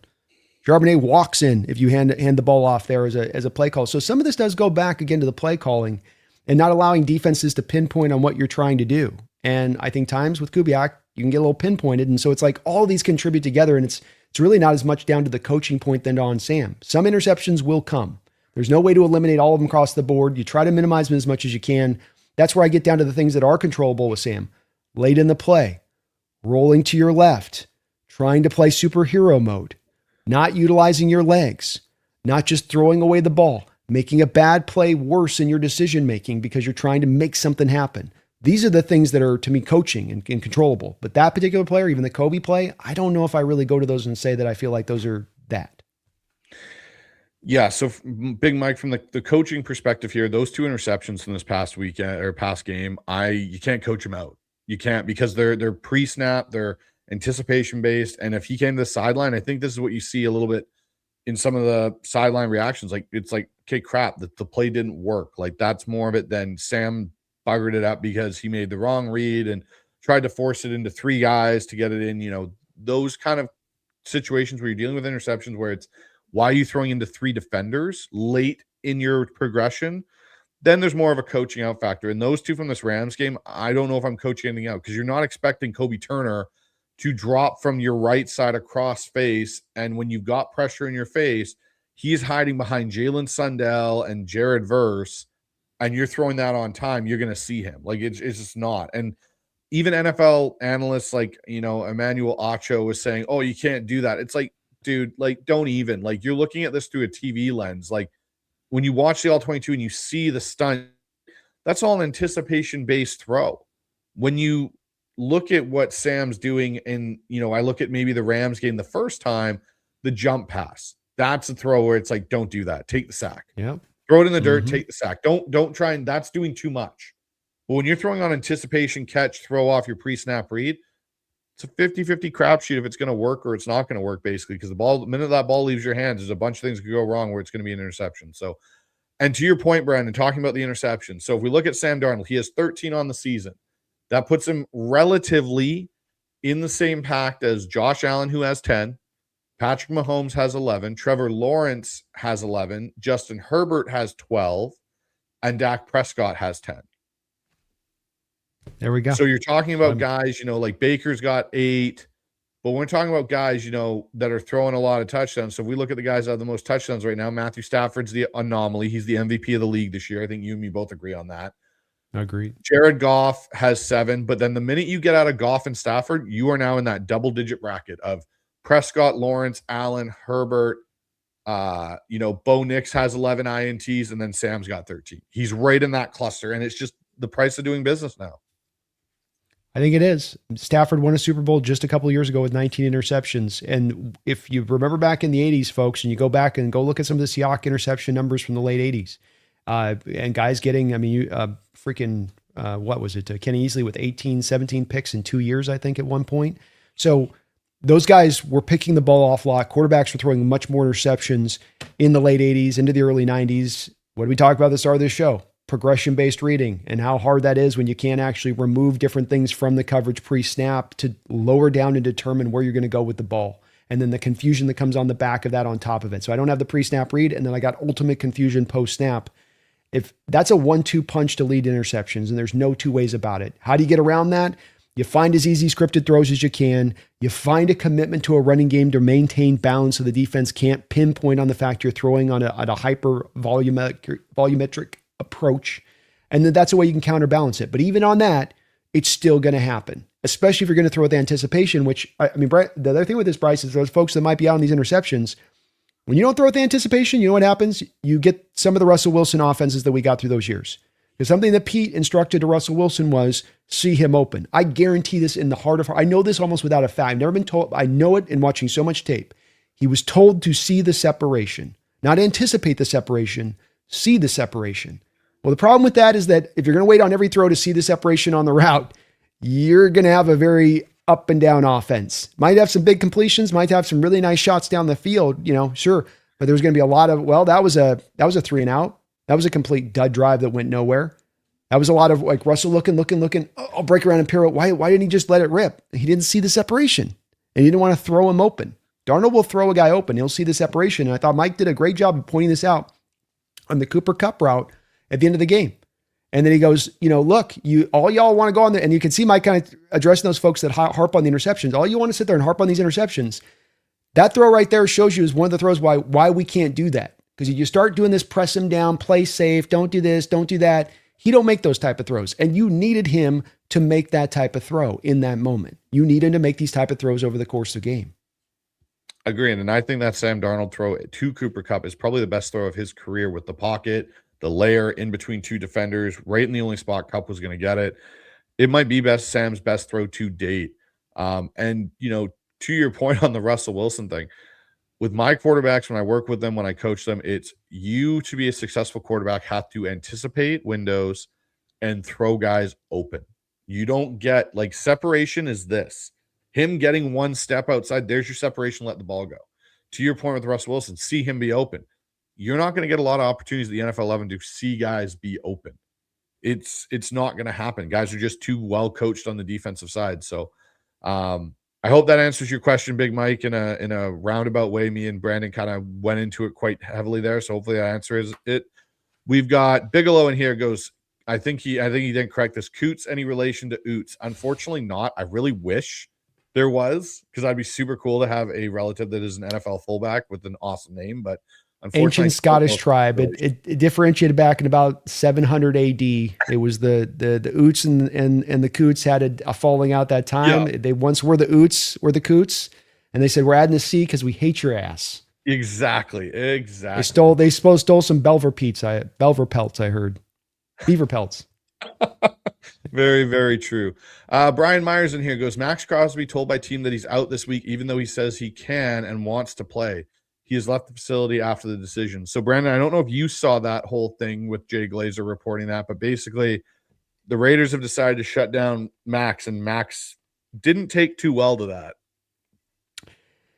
Yeah, people were insisting on my chat even 3 weeks ago that me saying we're going to make a run at this guy. I'm almost could guarantee you we're making a run at this guy, and they're like, he's not leaving the Raiders. He will never. I mean, I had countless people in my chat saying and I was kind of surprised by it. Like, you guys are watching the way this thing's flowing, right? Like, They were dangling him, obviously, at the trade deadline. That's the point of us even having talks in the first place. Like, do you think John's even going past 2 seconds on that phone if they're saying, no, it's not happening? So this is going to happen. And whether it's to Seattle or not, it's going to happen. And, is he being dramaed out to kind of make sure this can lock in? Maybe that's a little bit here is to him just to make sure, hey, let's make sure this actually goes down. I could kind of make a kerfuffle here and be a little bit dramaed out to make sure this fully locks in. But it doesn't make any sense for him to hold on to him.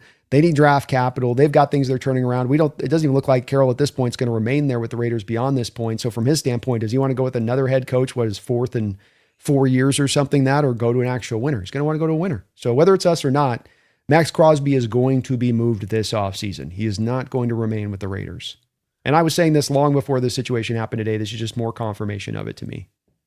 Yeah, and this goes back to what I even heard during the trade deadline. I know I talked with you about that and some of the stuff I was hearing internally and the sourcing I have inside a couple of buildings and stuff, that this is more or less been where this is leading to. Is he's frustrated. I think the organization, to your point, like they're not fielding calls and John's not making calls if there isn't something out there. There's way too much smoke now to this story, Brandon, in a lot of ways, that there's not a fire there that's burning. And it's just whether or not the Raiders are going to finally admit that the fire's there. It's burning. Maybe smart be smart to do it. It would be smart to do, because if you move him, you're going to get capital. They asked him, I think one of the reporters after the last game asked about, hey, you guys are looking for the top pick. And Max basically said, I don't give a bleep about the top pick. Like, I'm playing to win. That's my goal. And I think that was probably the conversations the Raiders were having. We're like, hey, we need to somehow get the number 1 pick. So, how do we tank without tanking? Max, you're banged up, you're hurt, you're not playing the last 2 weeks. And if we need to move you in the offseason, we don't need you with some sort of injury on your, recovery to water down your value. We want as much profit as we can get for you. I get it from the Raiders standpoint on this, and Max can bitch and moan about it, but from the Raiders standpoint, I completely get where they're coming from to take this approach. Like, yeah, that's why I thought they should have traded the deadline, is because what if he gets an injury and then you got nothing, or you're going to get maybe a 1st round pick at best for a guy that's in rehab, or it just isn't the returns you could get right now, which I think still maintain could maybe get the most haul for an edge we've seen in the last 20 years of football, if not ever here this offseason from a Raider perspective, given his age, especially if he's not going to demand a new contract because he just signed an extension last year and you've got 4 years remaining on a deal where has him very in an economical place. And I will say this, a little bit of him coming out and talking like this is a little bit of the reason why I want him. Because this is not just merely a guy that's a really dynamic edge in this sport. This isn't just a guy that's really good at getting to the quarterback. It's a guy wired in a way that I think would fit very fruitfully in this locker room with the mentalities that you've already brought to bear. And you would be getting the most out of him within that environment, I believe, allowing him to even potentially take his career and his production to another notch, having the supporting cast that he's never had before, playing on a winner, which he never has before. Never understate that impact. We saw this with Carlos Dunlap on the trade deadline trade that we had with the Bengals before they started winning. Had a sack in every game with us after he came over here. We saw this in Leonard Williams when he came in here from the New York Giants and turned into another player, took his game up another level. We saw this with Quandre Diggs coming from the Detroit Lions. Eminently a bad football team, came here and became a Pro Bowler. So don't undersell the fact of a great defensive player and a bad team being able to now have his wings not clipped, but fully allowed to unfurl and fly. And you're going to get, I think, one hell of a player whether it's us making or whoever does. I think that's going to be the case when it comes to Crosby. And it looks like, Brandon, you got a new member over on the Hawks Nest. Oh, thank you, JRD. Goes, little worried. Mobile QBs seem to be do better against our defense, but Young makes mistakes. Should be interesting. Need a big JSN game. I miss those. It's hard too. You're right about this, JRD. I mean, Mike McDonald, you've heard him reference it many times, Bryce, and that when he talks about the toughest things defensively, he's like, man, these mobile quarterbacks, you're in there for 1 second, 2 second, 3 second, 4 second, you play perfect defense and he beats you on the 5th second. And that is a bit of what Bryce does. And I think the fact that they are just it's like whack-a-mole with this offense. You can't quite pin down what they're always doing. And not because they're always ahead of you on the curve with it either. It's not that Canellis is like just ahead of you on the playbook. It's just that they do so many different kind of randomized things within the offense at times, from the running inside, the outside, it's very hard to kind of pinpoint that. And his mobility and the way he utilizes it, it's really the perfect place in a lot of ways. And the one thing I think I like most about Bryce's game is not the throwing, but the decision of when to run, when not to run, when to improvise, when not to improvise, when to try to throw up a trust ball, when to try to break the pocket. he does have a really good feel for that, where a lot of quarterbacks you can see at times just kind of don't always have that feel. Even the hypermobile ones, where they just don't know when to run or when to try to stay in the pocket. And he's got a great sense for it. All right, another one over from your side there at the Hawks Nest. We got Bigelow in, goes, Carolina is stout against the run on defense, and on offense they are light, can be moved, but they are able to slash and gash for the running and downfield passing. Their weakness on defense is bully ball. And I think we kind of articulated that a little bit, is if Seattle can run the ball, Brandon, and run it successfully, consistently, and stay in productive plays, they can bully around Carolina if they want to. They can, and Carolina is not necessarily. I've got them as 25th in rush EPA per play, so they're not. I wouldn't say stout would be necessarily the word I would look to utilize in describing the Carolina run defense. I think you can get after them, and I think our offense and how we run the ball can get after them, especially if they're going to live in the light boxes. If they're in 3-4, they're breaking down the safety in the box. That's another full meal deal package altogether. They will be 3-4. I don't think they're as much committed to the safety coming down the box, but they will. On base looks, 12 personnel, 21 personnel, yeah, they will definitely go to a little bit more 3-4, but that's not even because that turns them stout. That's because they don't trust, like our front four. They can't trust their front four because they'd rather be just living in front four. They had their druthers. There would be no 3-4 looks whatsoever. A lot of these teams have done this begrudgingly because they just don't trust their ability to stop the run. Like the Rams, if they went front four all game like we did, they would be destroyed game in and game out. They just can't do it. Agreed. Another one from your side over there, MXT. Sam is going to be fired this weekend. I'm sure he wants to give the Carolina organization a what's for after giving him a rough time there. He actually credits that Carolina organization a lot for some of his growth as a player. Yeah, it seemed like that's where the light bulb really came on. I mean, he walked into our house and beat our ass. And I'm not talking about the Viking game. I mean, he came in here with Carolina and beat us with Dante Foreman and Chuba Hubbard as the two running backs. And he just had to make a couple throws in that game. So I hadn't heard that there was as much the rough stuff. I wasn't as well acclimated with what he did there at Carolina, but he did seem to have finally that light bulb come on there. And we got Bigelow again. Jared Ivey up in place of Hall is my hope. And I think that's something we both touched on, Brandon, is we definitely want to see Jared Ivey get some run. I got this weird feeling, though, because Hall is such an edge threat, they may go with Connor O'Toole because it seems that's what they've done in the past. But I think Ivey leads you more in the run game and helping in that run defense and freeing up Lawrence and Chenna to get to work in the pass game. I just think, like, if I think about the way that Mike Darnold, from his perspective, is willing or not willing to lose this game, I don't think I'm willing from a McDonald perspective to lose this game on the back of allowing them to just clip us to death in the run game and attack us in that way. And so I'd want to reinforce that a little bit walking into that. I'd be walking into this saying, I want Bryce with his arm to beat us today. I want him to show me that he can throw into 7-man coverage spots and find those tight passing windows and read this defense, what I'm going to roll pre to post snap. I'm going to run stack boxes and simulate pressures on his ass all day, but I'm not really going to blitz it. It'll still stay in 4-man, maybe some fire zone 5 here and there kind of mixed in, but I'm just going to really drop into coverage and squeeze down those zones and then really play the run well. But that's only going to work if you've got the guys that can run the light box, that can hold up off the edge there, set the hard edge, still be get down. And Ivy can do that. And I, like to your point, I'm not sure if O'Toole can do it to the same level Ivy can. Agreed. We got another donation here on your side there over on the Hawks Nest. Daniel? Brandon Daniel comes in. Walker can get 10+ runs per 10 carries. I think he can turn the 10+ runs into a home run 40% of the time. He needs 25 carries, not 10 or 12 plus more targets. I agree. Yeah. I would say maybe look at trying to get him like 17 to 20 carries and then maybe 5 targets to get you that 25 total touches. Because, again, I'm still worried with Walker about his durability in some respects, Brandon. I am too, but there is the let it ride point of it to me on this. This is where it comes down to it. Of like you just gotta let it flow on when it gets down to the end of the season.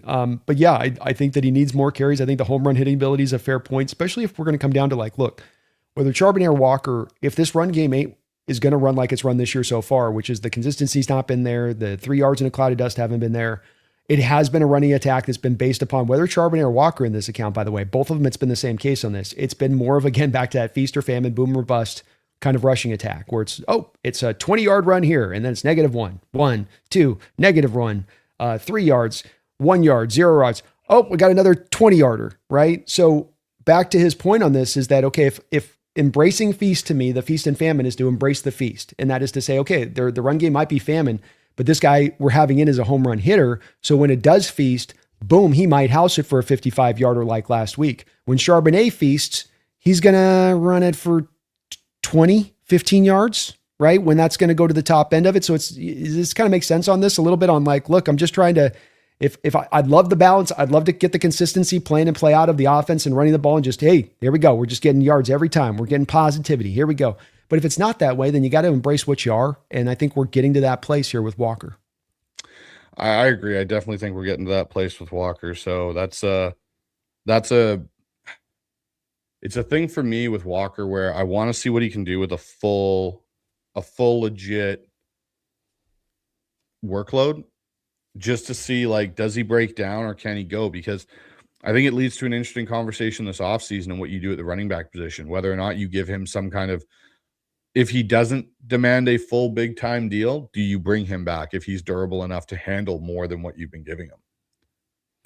I'm certainly, I'm talking to me. I'm certainly open to it at this point, because I think that there's stuff enough that we've seen from him in this offense to know that, stuff gets improved down the board, down the line. You get another offensive lineman in there. This offense in second year and year two under Kubiak gets better. Sam Darnold gets better with that. I think all this stuff will lead to the running game being naturally improved. And so, okay, if he's 4.6 yards is a work in progress this year, where Charbonnet's a 3.7 yard per carry is a work in progress this year offense. What happens when the offense is down into a humming state? Can he be to a 5.4, 5.5 yard per carry average? I think he kind of could. And that's where I'm open to it. I'm not going to break the bank or it's, he's got to be the number one priority. But I do think that I would try to find a way, and even down to being open to doing the franchise, which I think I even saw was pretty relatively low for running backs. I don't think it's that expensive, like on a 1 year, what is it, $13-14 million deal or something for a franchise? Yeah. I mean, that kind of starts to seem like a bit of a bargain, especially because now we don't have to put the first, second, third round pick to a running back either. So you could just kind of run with what you've got, and that just fits fair. That just stands pat. And as well, I know you've been telling you this. I've been working on my theory on gaming the compensatory system, and that would be a part of that working theory and what I'd be looking to do. All right. Next one we got here is from KRX. Goes, I wonder what prompted Mike to blitz so much last week. Very uncharacteristic. Maybe that's why. I don't know. I don't either. I'd love to say that they're run blitzes, but they didn't look like run blitzes on tape in retrospect in the All-22. So you've got a better idea on this than I do on it. You're just trying to throw them different things each time you play them. But with that said, I found it strange as well. It doesn't. You don't want to blitz Stafford. I did find it strange too, because for me, it's, if this is a younger quarterback, I'm probably more in line with it. Okay, bring some exotic things, bring some different blitzes to really stress him out, especially at the pre-snap. Matthew Stafford's not getting fooled. Like, he gets fooled, but he's not getting fooled pre-snap by a bunch of it. And I think it gave up some of the, to your point, coverage busts in the back end in that first half, where it was like, how are these guys this wide open? Well, it's like, if you bring in all this exotic stuff, to your point, that, they tried to cram in on a short week, it's going to lead to communication breakdowns in the back end that are going to lead to explosive plays. And this reminds me very much of that Tampa Bay game from last week, or from earlier this season, Brandon, when we're looking at last week's game. Is it again seemed like Mike overcomplicated things, and you gave Baker Mayfield easy windows to hit in that Tampa Bay game. Feels like a lot happened the same way with the Rams this past week again. Agreed. I felt the same vibe off of it. All right, we've got another donation from your side of the show here, Brandon. We've got Matthew in here. Goes, what's up, Brandon? From South Carolina. So this Rams fan is rooting go Panthers. Are you playing at home or away? They're pretty good in Charlotte. We're playing away, so we're in Charlotte, and 5-2 I think is their home record this year. In Carolina, they're really good out there, and there's no doubting that they're going to give us our hands full. And Matthew, I am indeed seeing a game that's close. I'm not predicting a blowout here, so I think it's going to take every effort in the book for us to pull this one out. I do think we're going to get it done, but I can't undersell the fact that this is a solid team and that they're a problem. They're not easy to deal with, because you can't, from a strategical standpoint, walking in the game, pinpoint exactly down, as we're talking back and forth on this one, of the exact manner to attack, the exact weakness to really fundamentally really hammer and go after. I mean, rushing defense is something you can get after there. Bryce and pass pro and trying to confuse him, to your point on confusing a young quarterback. That stuff you can utilize too in general terms, but there's not necessarily an easy answer on this Panther team, and it's actually fairly solidly built. Doesn't have a lot of like difference-making star power guys, but they also don't have a ton of like necessarily huge weak links either across the board that you can really exploit. No, I agree with you. Adam Matthews back in again with a $20 Let's donation. go, Matthew. Let me give him an applause on that. Appreciate you, Matthew. I'm counting, man. Goes, just been looking at the comments about defense being suspect. I see the same thing on Jake's streams. I just can't blame everything on defenses being at a disadvantage and not knowing the play and rules favoring offensive players. Just been looking at comments about defense being suspect. I see the same thing in Jake's streams. I'm trying to kind of unpack what he's saying here. I just can't blame everything on any defense being at a disadvantage, not knowing the play and the rules favoring. So I would say and maybe we haven't painted this right on this with the Matthew, in that I wouldn't say that it's necessarily the defense is a natural disadvantage, not knowing the plays and stuff. What's happened with defenses and what we're kind of to the heart of on, and I think when we talk about, I'm kind of trying to get to where I think I'm a little confused on your dono. So sorry, Matthew, too, because I'm not quite sure on what you're trying to say, but what we're really talking to the heart about is that it's been the evolution of defenses, and defenses have come forward and they're now into a place of being essentially modernized in a way that offenses had for the last 15 years. Since about 2010, spread concepts and pre and post snap motion and, attacking these coverage concepts that have been longer and older than Noah of the Bible. And so like now defenses are updating and modernizing a little bit. So they have come a little bit more further. And so they now are able to take back some of that rope from offenses in the way into making them themselves much more unpredictable than they used to be even 10 years ago. I think that's what you're kind of getting the heart, and what we're trying to talk about with the defenses on that. But again, Matthew, I might be misunderstanding a little bit with what you're trying to say there. All right, let's move on to another one here. We got CK Seahawk in here. Is our left guard hitting the rookie wall? First 2 sacks of the season given up last week. I hope it's just a bad week.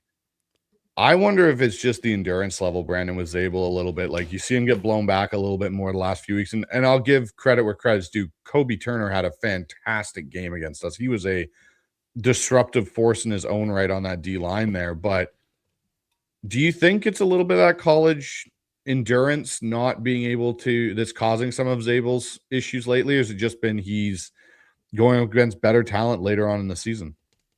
He's probably playing through a high ankle sprain in addition to it. So yeah. Is it the rookie wall? Yeah, it's that. And he came back almost immediately after a injury that's normally going to knock most people out 4 to 6 weeks, and he wouldn't even be playing right now. So I'd more chalk it up to that, but you are right. I think we saw this with Charles Cross and Abraham Lucas in their rookie year. They were very good through the first 10 games, and both of them kind of ran out of gas as the year wore on and you got to the end of the season. I don't think he's playing bad. I think part of this, to your point on this, is going to be Kobe Turner and Poona Ford out there and what they do and how hard they can be to deal with on the interior inside. And so I think that's really tough matchups, hit the rookie wall, dealing with an injury, kind of an all contributing, factor there when it's all said and done. And hopefully he can hold up and maybe even get better and better as these weeks go along, as he gets further removed from that injury he sustained. Agreed. All right. Matthew's back in. Defense can't stop everything, as sometimes the opposing offense is just really good. Another $5 donation on your end over there, Brandon. Yeah, okay. And I think he's clarifying from what he was saying on the prior. And so thank you for the clarification, Matthew. Sorry you had to put the dono in there to clarify. I think when you're looking at defenses, you're not looking for, and look, we love our defense here, and our defense has carried the load this year overall. Then there's been games where the offense has to carry the load. I think what we're talking about a little bit when it comes, and I can't say this to the Rams defense, they've got some other things going on than ours as far as issues and whatnot. I think when it comes to our defense, it's not as much of that. It's not that they're great, or that they're doing an awesome job. It's as much of that. It's the feast or famine factor that's been at play in this team as a whole, absent the special teams unit. And so I'd even say the special teams unit, you're giving up a kick return touchdown even. So it's like when it does go wrong, it's like it really goes sideways. And so it's just that sometimes this defense doesn't always find that sort of in between place where there's like, well, you're in a consistent spot. You're not dominant, but you're not just allowing offenses to walk up and down the field on you. So Bryce was mentioning that this last game against the Rams was very emblematic of our prior game this year against the Tampa Bay Buccaneers. And if you look at Baker Mayfield's day and Matthew Stafford's day, it looks like those guys were throwing on air if you look at their base stats. And so you go, well, how can you be this defense that's one of the top 1 or 2 defenses in the sport? You have these given weeks where you can't buy a stop for your life. You can't buy a turnover for your life.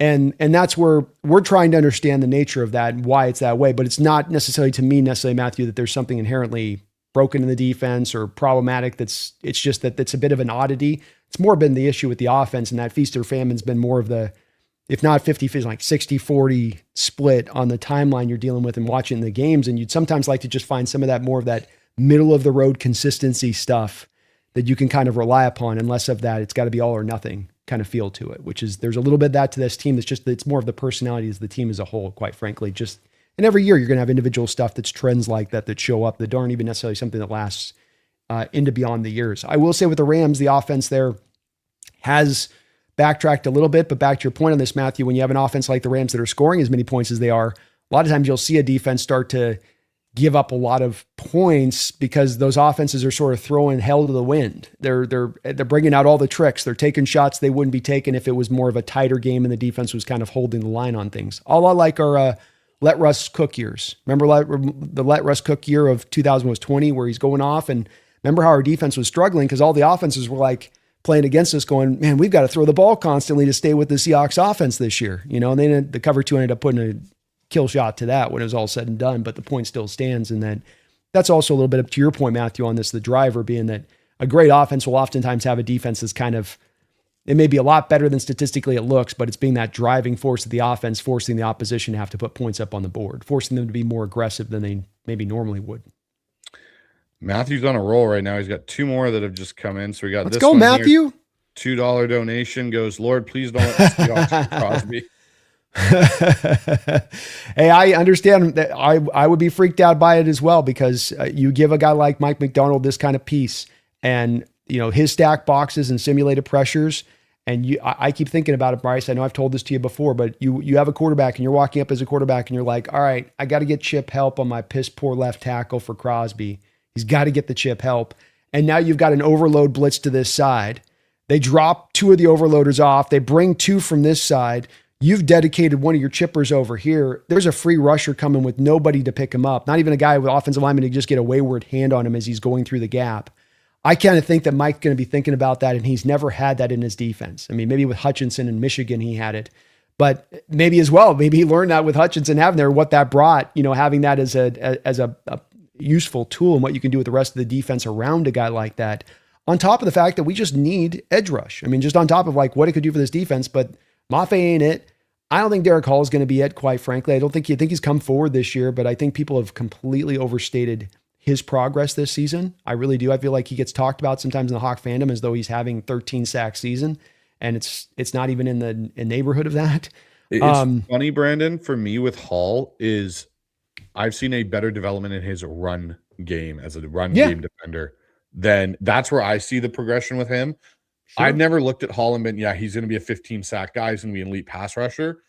I wanted to see the growth of, hey, are you going to be a better run defender? And you already are a bit better pass rusher. We need to see you produce, which he's had injuries and everything this year. But the big thing for me with Hall this year, and again, I'm not putting him in that category. I think he's going to be a B-plus player. That's what he's going to be on your D-line.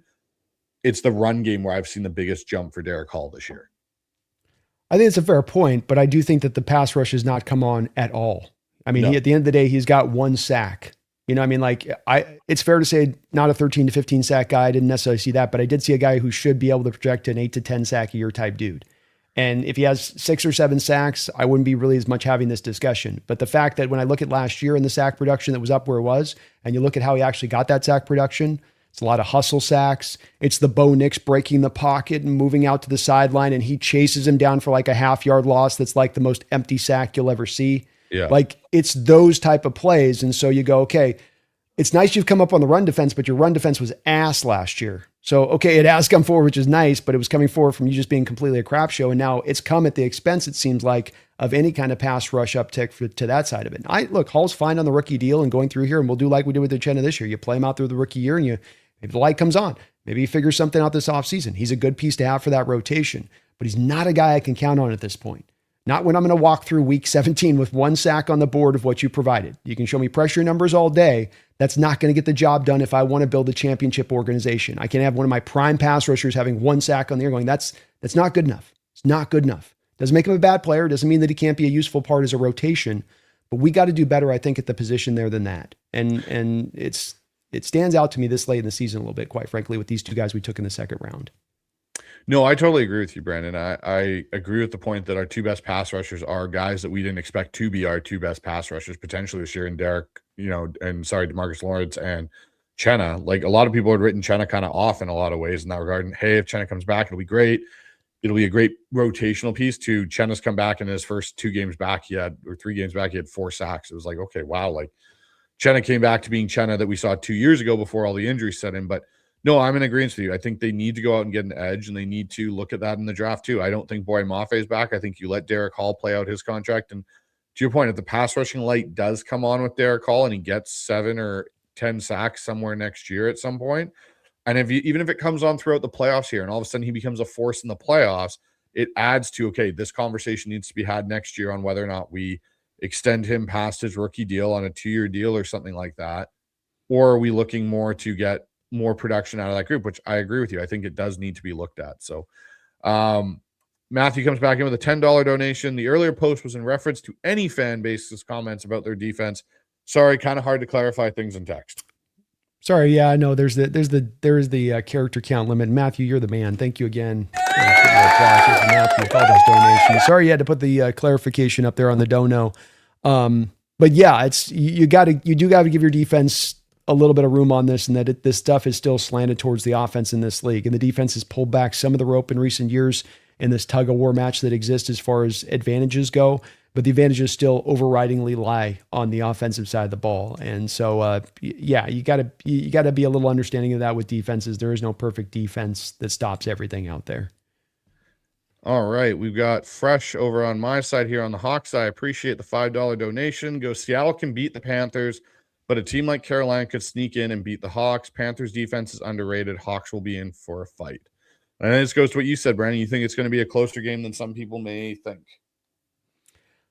I do think it's going to be closer, Fresh. So I completely agree with the heart of your donation. Thank you guys for all your support today. So I do agree with that part of it. Panthers defense underrated. 25th in rush EPA per play. Teams are passing yet on the Panthers at the 23rd highest rate in the NFL. So let's just take those 2 stats alone. 25th in EPA means I'm walking offensively and I'm being mighty efficient at running the ball, yet still teams are more often than not throwing on the Panthers.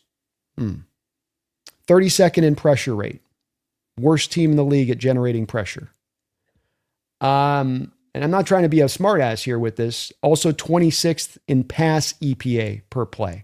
So neither efficient from an EPA standpoint in stopping the run or stopping the pass, and you don't generate pressure. So when we come to underrated, I might need it kind of fleshed out a little bit, if I may. You know what I mean? Like, because those numbers don't really fit to me. And when I watch this team defensively speaking, I don't see any dominant part of this team.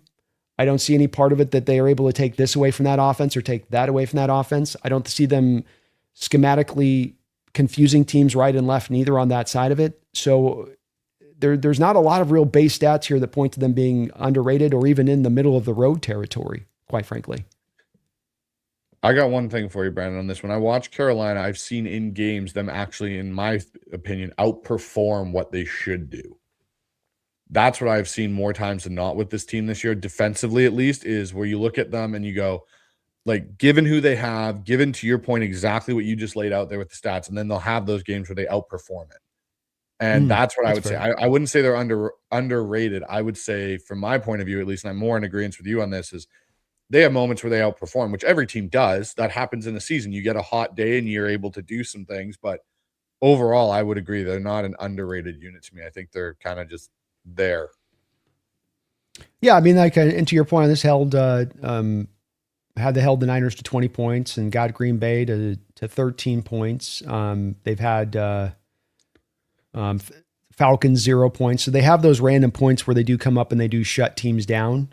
They have other spots too, though, where it's this is that hard to pin down side of it. It's all the way around with this team with them in a little bit where, then you have your games where you give up 42 to New England, 24 to Miami, 30 to 27 to Dallas, 40 points to Buffalo.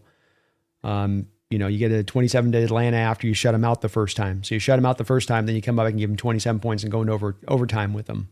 So there is a little bit of a overall centric side of this. It's tough to but you can find certain games they've been good. That's for sure. All right, got Robert in here from the Hawks Eye side with a $5 dono. Appreciate it. Goes, who is the biggest Pro Bowl snub? I'm pissed that Murphy and Myers didn't get the nod. It's kind of hard to separate those two for me, Robert, because I think that both of those two guys have a very strong argument. I also think their voters took none of the imagination into account when it comes to Murphy, and that he's getting this pass rush productivity done while he's operating from a one-tech nose tackle situation by and large, and that is ridiculous. Like, it's ridiculous. You should not be double teamed that much and be able to put that kind of production up there, pressures and sack-based numbers. It is very impressive on his part, and that should have been enough to get the nod, in my opinion, on the back of that. And then Myers, he's won you games. He's been a big leg kicker. He's on pace to set. I know it's not going to hit there now, but was just a couple weeks ago on pace to set a field goal made record on top of what he's done as a kickoff guy. Because that's the part we don't talk about, is his ability to kick off, roll the ball. Last week, just even the kickoff causing Ram guys on the kick return couldn't even catch the damn thing. Like they couldn't even catch it just on the fly with it. But his placement on the ball as well, getting those kickoffs sometimes down right at the 1-2 yard line consistently to where it's not into the end zone. You're giving it the 35, but actually making them draw it out. I think he's been fantastic. So it's hard for me to separate between the two. I think they both deserved.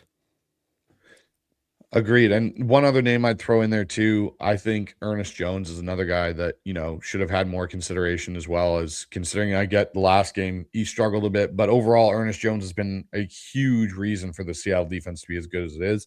Happy Big Cat, but I would say those three, Murphy, Myers, and Jones, in my opinion, are three massive snubs from the Pro Bowl. Who were the mics they got in? Oh, here, let me pull that up right now. That's a good call, Brandon.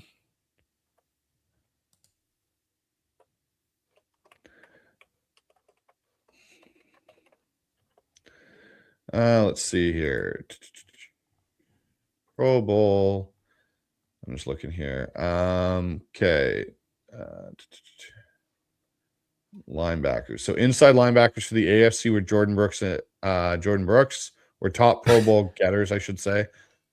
Tremaine Edmonds from the Chicago Bears. He's got 4 picks. That's fair.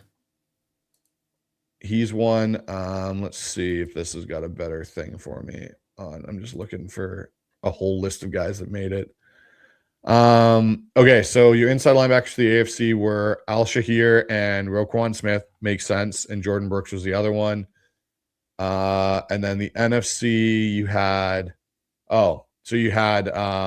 Zach Bond and Jack Campbell. I don't know if Zach Bond's having a better year than Ernest Jones. Neither do I. Well, it's also the reason Travis Kelce's in there. I think some of it's a little bit meh. It's not exactly based, yeah. the most exact science, but let's get to our next donation here. We've got Matthew back in. He goes, my donations are because of Largent. Love the guy. Gotta love Steve Largent. Matthew, I'm with the jersey in the background, is my all-time favorite player, man. I grew up on the guy, and it's a sad Seahawks fans, younger fans don't get to experience what it was like watching that guy play week in and week out, and actually how he dominated, because I think sometimes it's been lost to time a little bit. And this certainly, Matthew, came up in my discussion with Jake, because Jake tried to have this bold take the other week where he said that Isaac Bruce was a better player than Steve Largent, which I just... Jake definitely triggered me with that one big time. And I almost made him do a poll. Oh yeah. It annoyed me to no end. I got a big old Twitter thing with him on it. And I almost made him, by the way, do a poll on his own channel when I was doing my behind the enemy lines. I said, I almost was going to, hey, why don't you just do a poll right now for your Ram fans and have them do Torrey Horton or Isaac Bruce? Just put that as a 1-2 punch on your poll. And let's just see who the Rams fans pick. Because what would happen is the Rams fans would have picked Holt. And then I would have said, okay, so even your own fans don't even think this guy's better than your guy. And then what Jake would have said to me is, well, they're both better than Largent. I almost guarantee it. So I didn't go down that road with him because it would have triggered me even more. But he was awesome. He is nowhere near the stratosphere of an Isaac Bruce. These younger fans, and they just can't seem to sometimes compare different eras. They can't. You see this basketball and the points explosion there. And when people try to relate back and they're like, points per minute and blah, blah, blah. It's like, You got to take an advantage and take into account the way the games change, rule changes that then assist in those changes. You can't just go 1-to-1 on stuff. You got to try to take it. I know it's hard. I know it's not easy because it asks for more, taking stuff into account more than you'd like to. I'd like to just look at his receptions and his yards and his touchdowns. And I know that that's what we want to do with it, but you got to go a little bit more beyond that. But Largent was awesome, Matthew. My all-time favorite player, my all-time favorite Seahawk by far. And a guy that if you ever get a chance, you're a Hawk fan, never saw Largent play, go back and watch some of the highlight reels. Go back and watch how he caught. He's one of those guys that you will still to this day on a lot of those catches be like, wow, he was getting it done. As a guy that was undersized, a guy that wasn't the fastest. He wasn't Tyreek Hill out there. He had decent speed, but just an awesome route runner and the best hands in the sport without even wearing gloves. All with the hands, baby. Agreed. We got Tyrone in here, goes keep pounding with a $10 donation. Thank you, Tyrone. We got our Carolina Panther fans feeling themselves a little bit in the chat out there. Tyrone's been in a couple different times on my chat saying that he feels like his Panthers are going to take it. That's their kind of saying, keep pounding. I thought it'd be keep clawing. Like that seems more apropos to me, but maybe that doesn't sound as badass. Drum down there. That's their thing. That's true. They do have the drum on in there, but and very kind of you, Tyrone. Thank you, man. Here, Brandon, with another $2 donation goes, the Panthers don't care about stats. Ask the Rams. Well, the downpour of the rain every time the Rams the Rams went on offense was also kind of a helpful factor on that one too, right? So yeah, I mean, if it pours every time we walk on the field, and then every time your offense walks on the field, that the rain stops, yeah, it's probably going to give the Panthers an advantage, as it did on that day. If it wasn't raining on that day in Carolina and the Rams were able to just roll their offense normally, you probably don't win the game. So I don't think you're going to get that same benefit of the doubt in the South in the rain this week. Maybe. I don't think we play the same in the rain as the Rams. If it did, we're used to it a little bit more than they are. They're an indoor team. That's going to affect indoor teams more majorly. So stats do matter.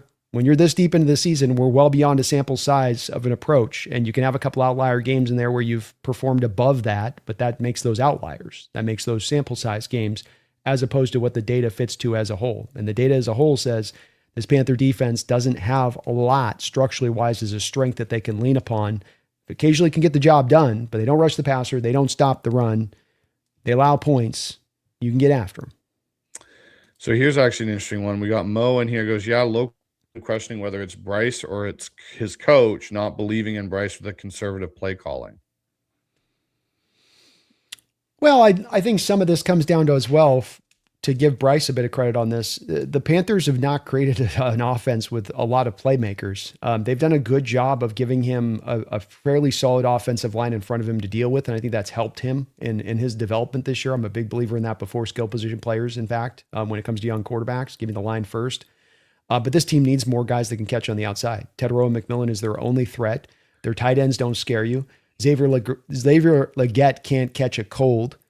Coker's come along and been a little bit more of a big play guy for him, but just not utilized terribly consistently within that offense. And when it comes to their rushing offense, Rico Dowdle goes crazy. And the second they get Chuba Hubbard back, now they offload the carries on Rico. They go back to more of kind of this balanced game. Neither guy they got a little bit of the Charbonnet Walker thing going there where they can't, rather than being the perfect mix, it's more of the randomized, okay, your turn. Okay, your turn. Okay, your turn. And it's not quite, fitting. I mean, the Panthers, when they came in here and beat us in our house a couple of years ago with Chuba and Donta was the inside grinder. And then they moved Chuba to the outside and have him work in the pitch plays in the wide zone out to the edges. And that's how they attacked you all day. And it wasn't easy. So some of this with Bryce too comes from, I believe Tedrow has been out a couple games this year. Then you're left with just those receivers. They had the one kid out of Texas that, let's remember with this, that even Hubbard or Dowdle is not meant to be the number one guy there. They drafted the kid out of Texas in the second round a couple of years ago that they intended to be the true starter, and he's been out all year. So I think Bryce, giving him a little credit on this, doesn't have a lot to throw to out there necessarily.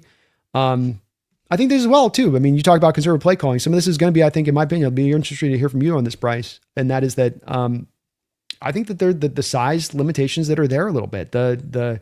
I can't have the guy having a guy hang off of him and he's going to throw 30 yards down the field. Like he's got to be clean in the pocket when he lets it go. I think this stuff kind of does factor in a little bit too. Not maybe majorly, but just a little bit. It does factor in. And the other thing it factors in is where's your pocket being set as a team? Because of the height, you can't have him set in a short pocket. And what I mean by a short pocket is, I mean, you see some of the NFL quarterbacks, Darnold being one in Seattle and Josh Allen, their gun 3-step work is really what would equate to an under center being like a 2-step drop.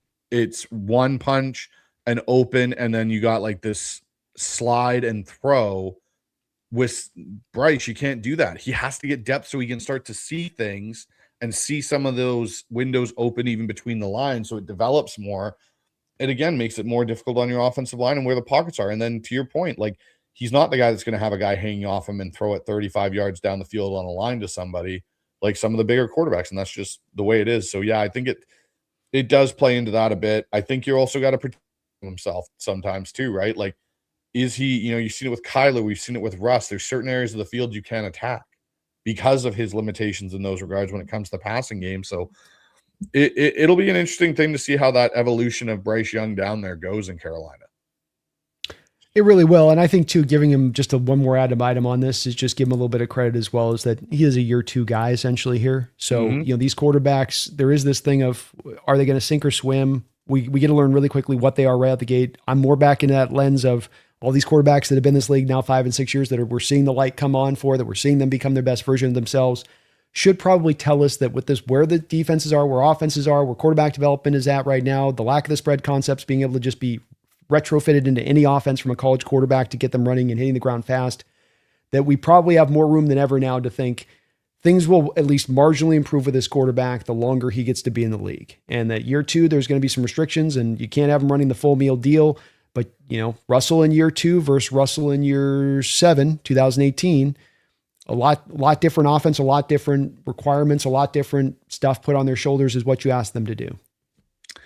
All right, 2 more here, Brandon, then we'll get out of here because we've almost been at this for 2 hours now, so it's a longer show than normal. But Joe Smith goes, so I'm thinking ahead to the offseason. Our run game has improved on the season.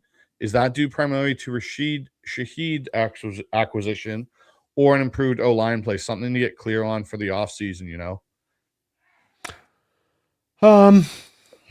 It's a good question.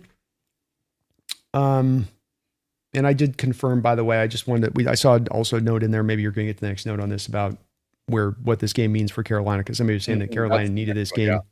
Okay, we'll get to that in a sec. Okay, so here's where the run game improvement comes from, in my opinion, and Bryce, we'll see if you check me on this one. You passed the ball at a 70% rate last year. You had no commitment to running the ball whatsoever. You ran way too much out of shotgun at times when you did try to run. We've gone under center. We've gone under the play action game. We've gotten more of a detail-centric offensive line play in their technique and in what you're asking them to do rather than just block the guy, which is a little bit of what I feel like with Grubb. That's just what you're doing. Just getting, these guys actually have certain details, for instance, for setting up disguising, where it truly looks like a run block play, whereas the spread concept stuff, the defense looking at the whole time going, yeah, we know it's a pass. You can play fake it here, but we know you're throwing it.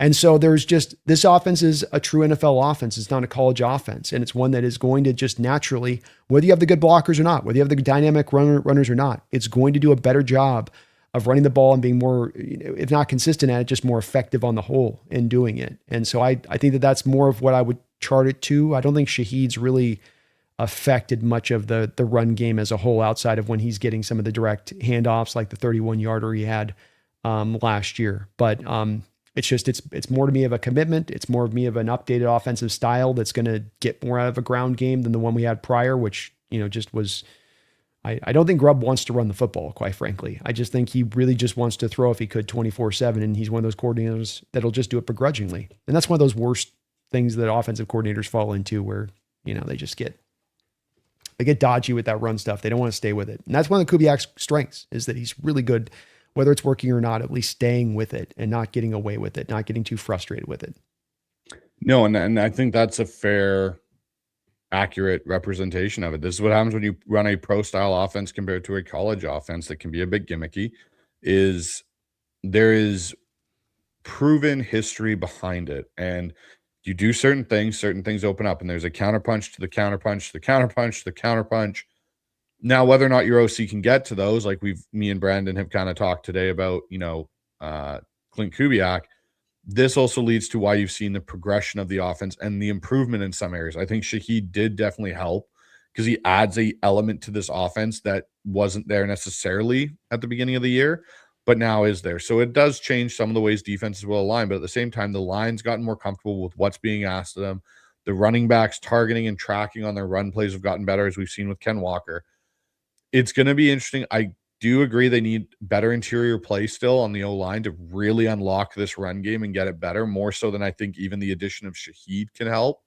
But having Shaheed back here in the year 2 with a healthy Torrey Horton could definitely also change the dynamic of this offense as well in a positive way.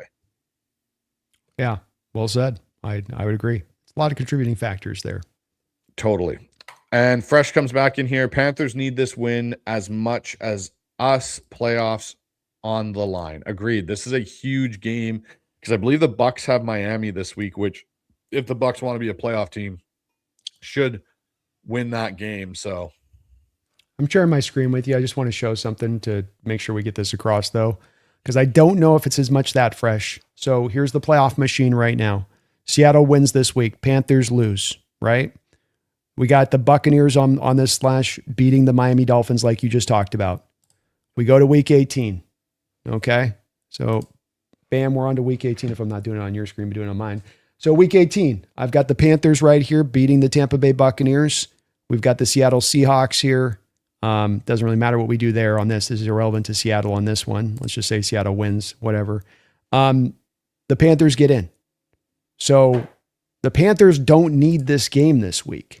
Saying it that they need it as much as anybody else, I would just offer, for what reason? They're not going to get to the 3rd seed. They're locked in as the 4th seed if they win that division. So there's not a seeding basis that they're going to get an extra on. Kind of from my standpoint on this, Bryce, is that I look at this and I say that if anything, it has you playing it a little safe in this game, trying to, if you can, restrict snap counts, trying if you can to, keep those guys fresh for the next week in the game that you're really going to need. Do you want to risk getting guys injured this week for the game that you don't? Coaches, I have to think about this type of stuff from Canales' standpoint. I don't know. I think you're kind of dumb if you don't, if you're a head coach. You're just like, we treat every game like you gotta just do it. And you just gotta go. And you just no, you're late into the season. You don't have the most stacked of teams. You're going to be a long shot at best in this playoffs as it stands. So I would think you'd kind of try to, I don't know. Maybe I'm off on this one, but I wouldn't think you would. It's going to be interesting to see because, again, next week is big for both of these teams. And I think for Seattle, it's more they want the first overall seed just because we get the bye, we get home field advantage. There's a lot more in some respects for Seattle. For the Panthers, not saying that there isn't, but if the Panthers get in, they're going to face an uphill battle to push through the playoffs as it is, even as a 4th seed.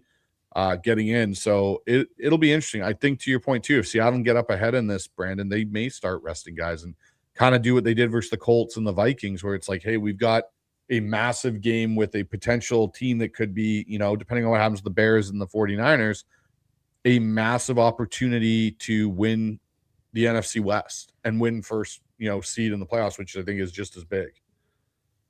I think it is. And I think from a Carolina standpoint, getting the playoffs is really what they're in a different place than some teams would be, where it's like, that's to me for a year 2 of Canales, you get in the playoffs, you get an improved year of Bryce. That's your goal here, not just to simply win as many games as you can. And you've got a couple guys on the line injury front wise from Carolina's perspective. I would be unimpressed by Canales if there's guys that are injured or not, they're 100% and you blow guys out in this game. And then you're that much weaker going into a Tampa game, a team that we just saw last week, you're very evened up with. So losing 1 or 2 players becomes the difference of you winning or losing that game, of you getting in the playoffs or not. So, blow those guys out for a meaningless game against Seattle, essentially. I don't know. I don't think Canales would be advertising this fact throughout the week that he's going to do it. Won't surprise me in the least, though, if we see a lot of guys with the telecast is going well, I don't know if there's something wrong with Derek Brown or if, they're just trying to rotate him out, keep him fresh, but I don't know how he can't. All right, Brandon. Well, I know you've got something we gotta have on here for Sleeper. So I'm going to bring that up on the stage and you can go through your picks for this weekend. So here are the picks for this weekend on the Sleeper, which is the #1 sports app running in the game today. And I like it the best because it's got most options available to you to pick through than some of these other ones that you're selecting through where they really restrict you and narrow you down into a dead end corner. You don't want to pick those on. So I got a 75% boost on this one. They also run some beautiful promos out there at Sleeper. Bryce Young with over 14 and a half rushing yards. I think he's going to work off of improvisational and a lot in this game. And with the 4-man pressure fronts that you run, you get one edge that runs out the way. He gets out the back door and he's going to go get those 14 and a half yards. Cooper Kupp's been getting more and more acclimated in the offense, as is Shaheed here. Both those guys right around 30 yards receiving for the week. I think that they eclipse that. I think Walker's going to get more touches here in this game, an opportunity to get over 55 and a half yards with that EPA per rush that Carolina rocks, which is not particularly good. And then I have Rashid Shaheed over 2.5 receptions in addition to that. This is, of course, if you can flash up that other overlay for me quickly, Bryce, this is, of course, part of the Sleeper app that you can get matched up to 100% of your first deposit, up to $100. So $100 from me to you through the Sleeper app at the very same time. Can you show them that overlay there, Bryce? Just working on it here. 1 second. Small tech issue. No, you're good. So utilize that code, NEST, match up to 100% of your first deposit. There's also a free 20. So just create a login and they'll put $20 in your account. No deposit needed. $120 for me to you through the app. Terms and conditions do apply. Please see their site for details. And go out there and win, get yourself some money. Go put a ticket together. You saw the ticket I put together. Been having some pretty good luck this year overall, but a big shout out to Sleeper for sponsoring the show. And again, I know there's some restrictions in Washington. It's supposed to be opening up here very soon. And you can still use it in a casino in full if you are in the state of Washington. All right, Brandon. Well, given that that's now taken care of and we're done with that part, let's take a look here at the final word. And so, Brandon, I'll leave this up to you. What is your prediction for this game, my friend? What do you think happens on Sunday with the Seattle Seahawks and Carolina Panthers? I think it's going to be a bit of a grinder type game. And this is, again, thinking that Carolina is going to try to run their starters out. If they try to rest guys, then I certainly would give us much more of a 10-point type win in my outlook of it. But I think that this is going to be one where you're going to look to try to kind of get through this game. You're going to trust the fact we can beat this team. We're better than them. Could we boat race them and lap them? Yeah, we could if we really wanted to, go for that in that way. But I think you're just going to try to get through on this as a win, that there's going to be a heavy amount of running, that this strikes me as one of those games like early in the season where we might come to find that we've run the ball 34 times and passed it 24, where it's that kind of a bit of a conservative nature in its approach and trusting just the defense and limiting down the potential of mistakes offensively to give them that chance. Hey, we just execute our offense. Don't put Sam in a lot of high leverage situations. That'll be enough to get the job done here. So it's not going to be much that Seattle doesn't show up. It's just going to be about their tactical approach, in my opinion, on this one. I go 21-19 on the back of really effective rushing attack. And defensively, I think that they're going to give Bryce a hard day where he's going to have a little bit like Cam Ward did in that game where Mike's going to dial up a lot of the stack stuff and the simulate box. He's going to do a lot of the stuff to try to get him confused. And I think it's going to work. I think Bryce is much more suited to have a front four running up at him, and he can deal with the coverage changes on the backside. But I think that the fronts, especially with the size limitations, we've seen with Kyler Murray at times with Mike really dialing it up on those smaller quarterbacks. I think he's going to do so here. Yeah, so for me in this one, Brandon, I'm going 27-17 Hawks. I think it's a 10-point game when it's all said and done at the end. And I think it's going to be one of those situations where I think a late surge by the Seahawks in that, late third, early fourth quarter kind of puts this game away. But I think for the first half, given how our offense has performed and throughout the last, month, it's now no longer maybe it's something, it's a trend with Seattle that they've got to kind of kick here before we get into the playoffs with these slow starts on offense. I think it continues again this week. It's a 10 a.m. start. Like you said, it's in Carolina. There's some of those factors working against you. But again, I think Seattle, just depth of roster, Mike McDonald being the defensive genius that he is with, the things that he does call and where he's at as a play caller with this unit, I think it's going to cause Bryce some problems. I think Bryce will have some success, but I think it'll also cause him some problems there in crucial points when Seattle's able to dial up a few things that maybe he's not expecting to see just yet in year 2 of his NFL career, and maybe Seattle gets a couple turnovers that way. I also expect Seattle's front to create some pressure to Marcus Lawrence, Chenna Nwosu, Big Cat, Byron Murphy. I actually think Murphy's going to play with a bit of a chip on his shoulder because of the Pro Bowl, and I think he's going to have at least two sacks or more in this game. I love it. Late surge is a good way of putting it. I see the same thing. Kind of a late surge is what gets you over the top in this one, but it'll have Hawk fans a little uncomfortable for the early part of it. All right, Brandon. Well, that's going to wrap up the show for today. Brandon, why don't you tell my listeners and, and everyone else what you've got coming up over there on the Hawks Nest and how to find your channel? Well, you can find me here. I'm the Hawks Nest on YouTube or at Seahawks Nester on Twitter. Either of those two places is where you can locate me on my normal stomping grounds. And we'll be doing the live play-by-play coverage as I do every week here on Sunday at 10 a.m. Perfect. And for everyone over here on the Hawks Eye, I have another live show coming up in about 2 hours and 45 minutes. We got State of the Hawks tonight, as it's been kind of a weird week with the holidays and everything. So that'll be going live with Mookie Alexander, Michael Thompson, and myself. And we'll kind of be breaking down playoff matchups for Seattle. What does this bracket look like? What matchups are good for Seattle? What matchups are good for Seattle? And get all the guys' opinions on that. So that'll be coming up in about 2 hours and 45 minutes from now. So make sure you got that notification clicked. And if you guys haven't already, for me and Brandon both, please like, subscribe to the channel. We appreciate all the support, all the donations tonight from you guys has been absolutely outstanding. So with that being said, Brandon, I think we'll wrap this one up. Go stay loud. You got one more dono. And go Hawks. Hold on, you got one more. Hold on. When you got one more dono? One more. We got one more donation, late donation coming in. Yes, sir. Oh, here we go. One last one. Sean Collins, really want that Super Bowl win in Levi's Stadium for $2. Thank you, Sean. It's a great way to finish up on this one, Sean. If this season could be so sweet on so many levels, and it already has been so, but there is a dream and a vision that as a Hawk fan in this offseason, you couldn't have dreamed up bigger. You go down the home stretch of the season, finally taking down the Rams after not being able to do so, early on in this year. You get down the home stretch of the season, be able to take down the San Francisco 49ers, who've had your number like the Rams have for years, and you were not able to do so at the start of the season. You're then able to do that and then parachute your way into the back of getting the first round seed, the first round bye, to greasing the wheels to going and getting yourself a Super Bowl run, and then you possibly could go and actually win the Super Bowl on the 49er stadium in their house. You're talking about a bitter pill for the rest of this division, an absolute exclamation point of a Lombardi win. It would be a season that the storybooks couldn't come up with this type of stuff. Agreed. It would be a pretty sweet way to end this season and set up the Seahawks Super Bowl window going forward, Brandon. So I totally agree with that. Thank you for the last donation there, Sean, and everyone else. And as always, stay loud, be proud, and go Hawks. Have a good night, everybody. Go Hawks.